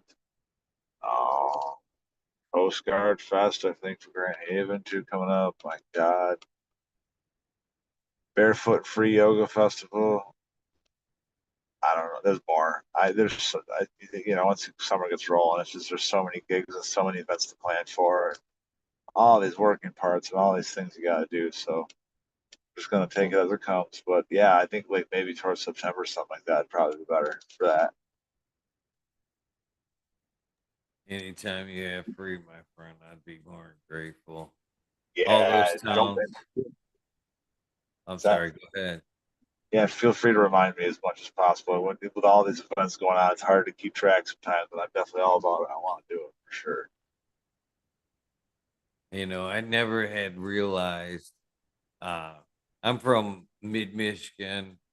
I've been blessed to be able to experience a lot of northern Michigan. Uh, over the course of last year, I've got to experience some of southern Michigan down towards Grand Haven, South Haven, Grand Junction area. Man, I never really knew the deep cannabis culture that had been down there and music too. That's kind of a real rich history part of Michigan there. Yeah, All Muskegon's heavy because like I don't know, like my little community there, a lot of people came out and like a lot of those people went west, and then a lot of those people came back and brought all that with them.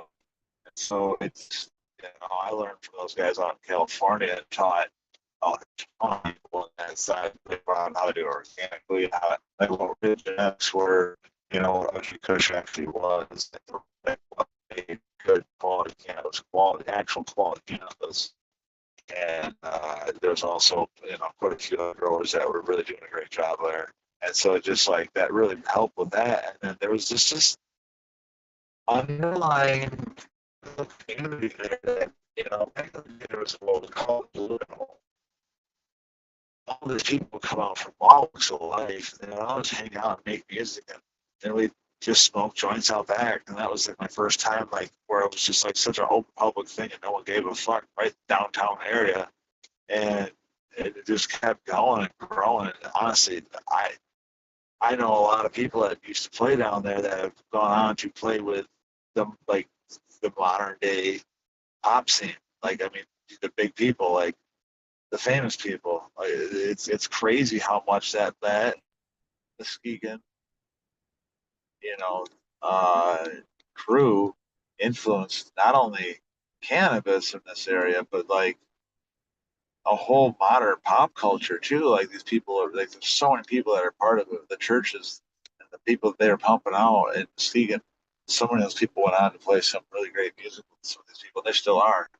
And I mean, I know it's going to continue to grow like that. So it's like it's a, it's around the areas. It was pretty tight. Grand Haven was pretty tight with like police and stuff like that. And they kind of didn't let it grow. And so, but like it actually made almost like more of a pushback. The people dug in harder, and like Muskegon had a little bit of relief, and like the county was pretty lenient on everybody. So it really built up this interesting community. And it's also a tough place, kind of like New Orleans or something like that. So it's like people have to learn to just like appreciate what they have and appreciate each other. And it makes it a really cool thing because of it. Like it's like Muskegon's definitely got a really cool heart. The crew, the people that I know there are really awesome people that have been life changing. And I know my life changed a lot for the better once I went from my small town, just like stopped hanging out with those people there, like Fremont, stuff like that as much, and then started going and hanging out with friends in Muskegon and beyond. And it really changed my life. There's just a cool something there, man. There's just something. It's a cool vibe for sure.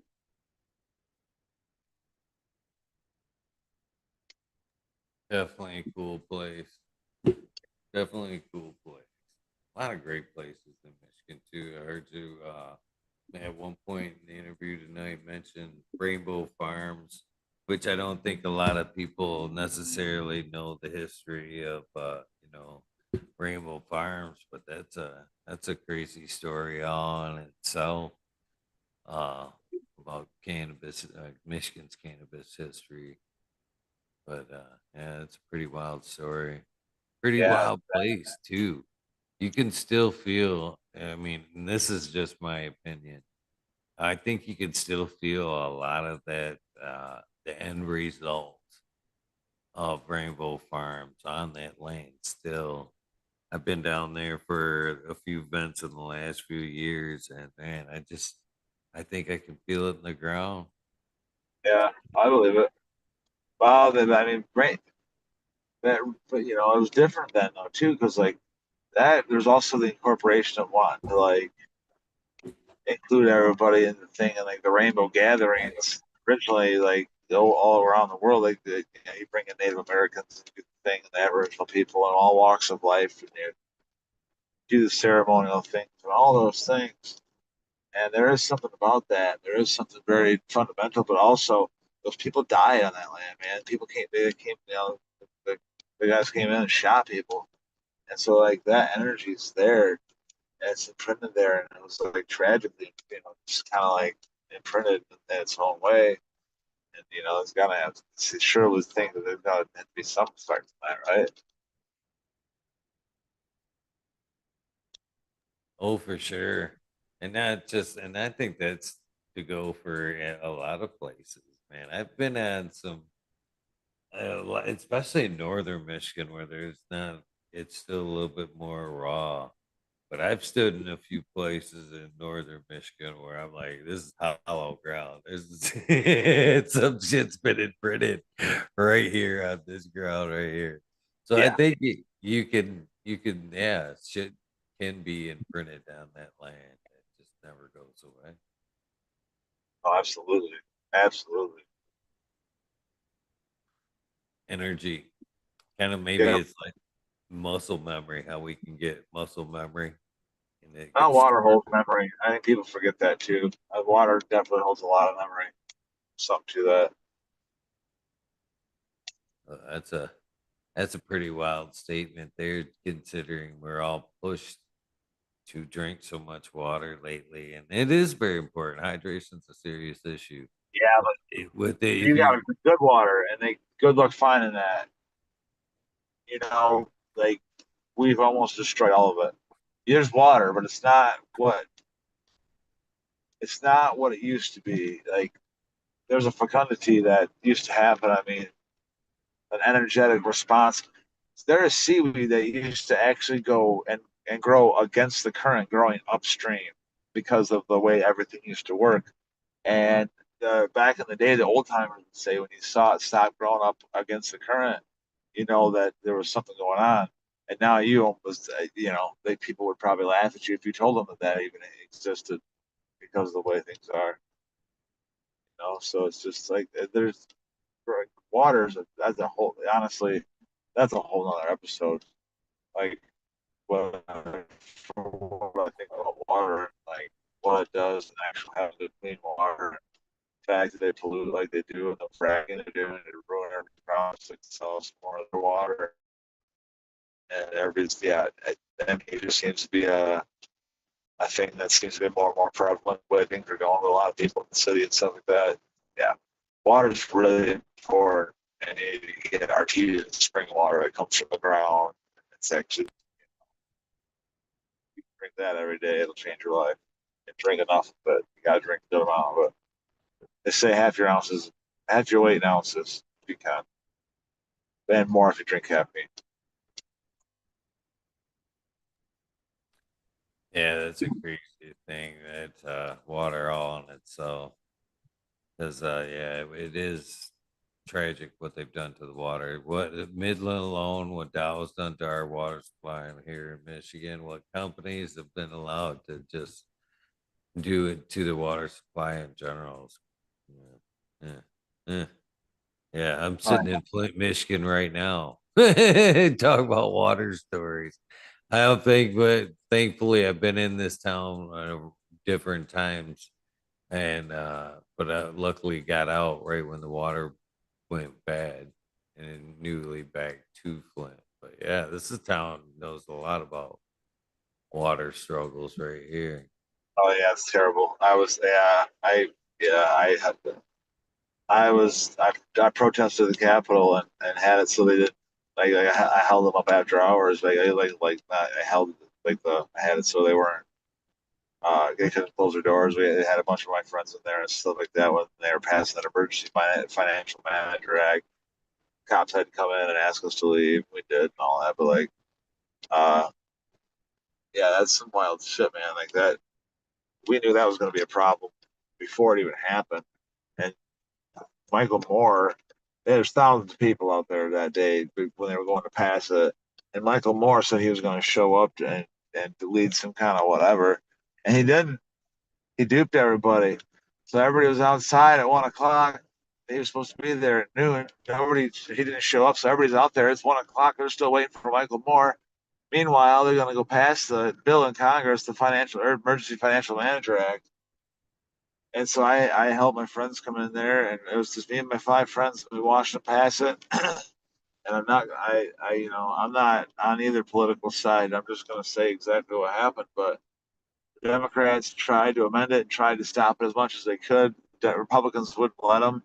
They railroaded it through, and then got in a circle at the very end of it, and then sat there belly laughing at each other in Congress. They all the Republicans were up there in a circle laughing after they passed it. And it was pretty terrible, man. And if I remember correctly, I think they even brought in a group of Flint school children to watch that get passed. They just for a few minutes they brought in some kindergartners, but it was just me, my 5 friends, and I that were in that audience when they got passed, and it was some of the craziest shit I've ever seen. Meanwhile, everybody was outside waiting for more. After they passed, everybody came in, and then they let everybody in there and had to yell at the doors of Congress to close after everybody had already left. It was, dude. I'm so sorry that you guys had to even deal with that shit. It's such a travesty of what happened. They had it so they could throw out elected officials. They had it so they could gerrymander, which means rewrite voting districts. They had it so they could keep any place unworthy of their financial resources, and then they want to. And Flynn obviously was the butt end of it, and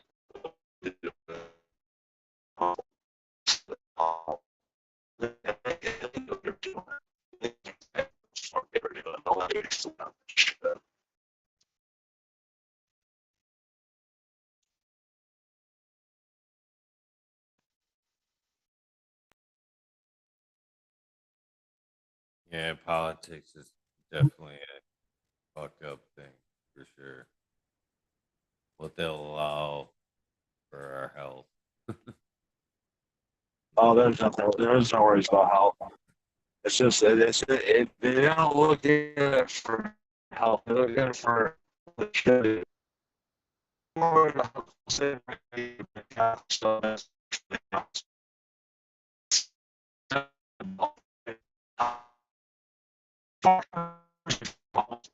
And then bring it back just in verge of that. That's what they go for. That's what it's all based on.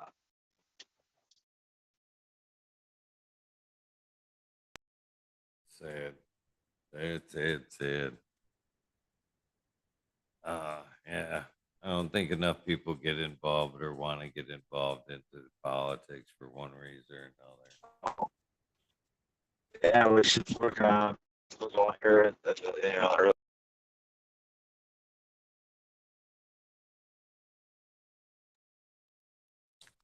Well, even if he does come back, I think this is the appropriate time to wrap this one up. You there, Tom? Yep. There you go. Well, I think Yep. Yep. with the back and forth, I think this is a good place to wrap this up. If you're ever interested in doing another just one of these without the music, I am definitely down to get the rest of the story. Your story. Absolutely, man. Absolutely. Yeah, there's so much, man. Talk for days. But I appreciate you, man, and I appreciate you having me on. And hopefully we'll see you out at a festival. I really hope so. I want to make it a point to get out there. A couple of things before you go, I'd like to make you aware of. The link that I sent you today is always good.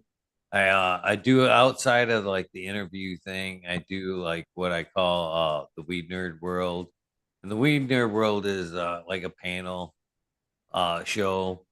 Basically, it's only open to past guests. So as with you, that's 800, possibly 846 people that could come hang out during a Weed Nerd World. And basically, we talk about everything in the weed nerd world. Cannabis. Sometimes we talk about mushrooms. We might just be bullshit and smoking. And so, if you're subbed up to the channel and you ever see a weed nerd world, and you'd like to come out and hang out and smoke and talk with us and let us know what you're doing outside of a one-on-one episode, or you got a show coming up that you'd like to make us aware of, you're always welcome. That's what it's for. Great, So man. Appreciate that. feel free to hit that link anytime you see a Weed Nerd World. The other thing I'd like to get from you is a silly little thing I call the sound bite. And basically, what I'm looking for, my version of would be like the old radios, sound bite. Hey, this is Eagle, and I'm on fucking Talking Shit with Eagle, episode 846. I don't care what you say before or after that, long as that's somewhere in there. Feel free to throw in the Instagram and all that stuff. At some point, I will use this for a commercial for this here episode. And if you would be so kind, I am ready for that right now. There we go. This is Tom Wall. Wait, make sure this is right. All right. Okay. This is Tom Wall, Cosmic Knot, and you're listening to Fucking Shit with you, and talking about some organoleptic and the craziness of life and how good it really is. Heck yeah. Thank you, my friend. Time is valuable, and it's the most valuable thing we have. And you gave me a nice little hunk of yours, and I can't repay you for that, but I can thank you for it. Well, I appreciate it, man. And yeah, let's talk soon. All right, you have a wonderful night. For the You rest too. of you guys that hung out tonight, I greatly appreciate your guys' time as well.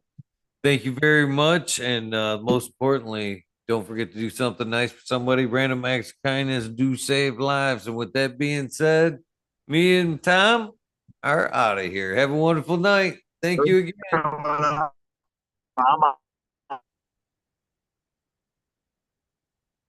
Peace. all right, man.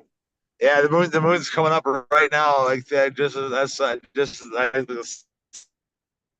I first talked to you, the moon's just coming up. Perfect.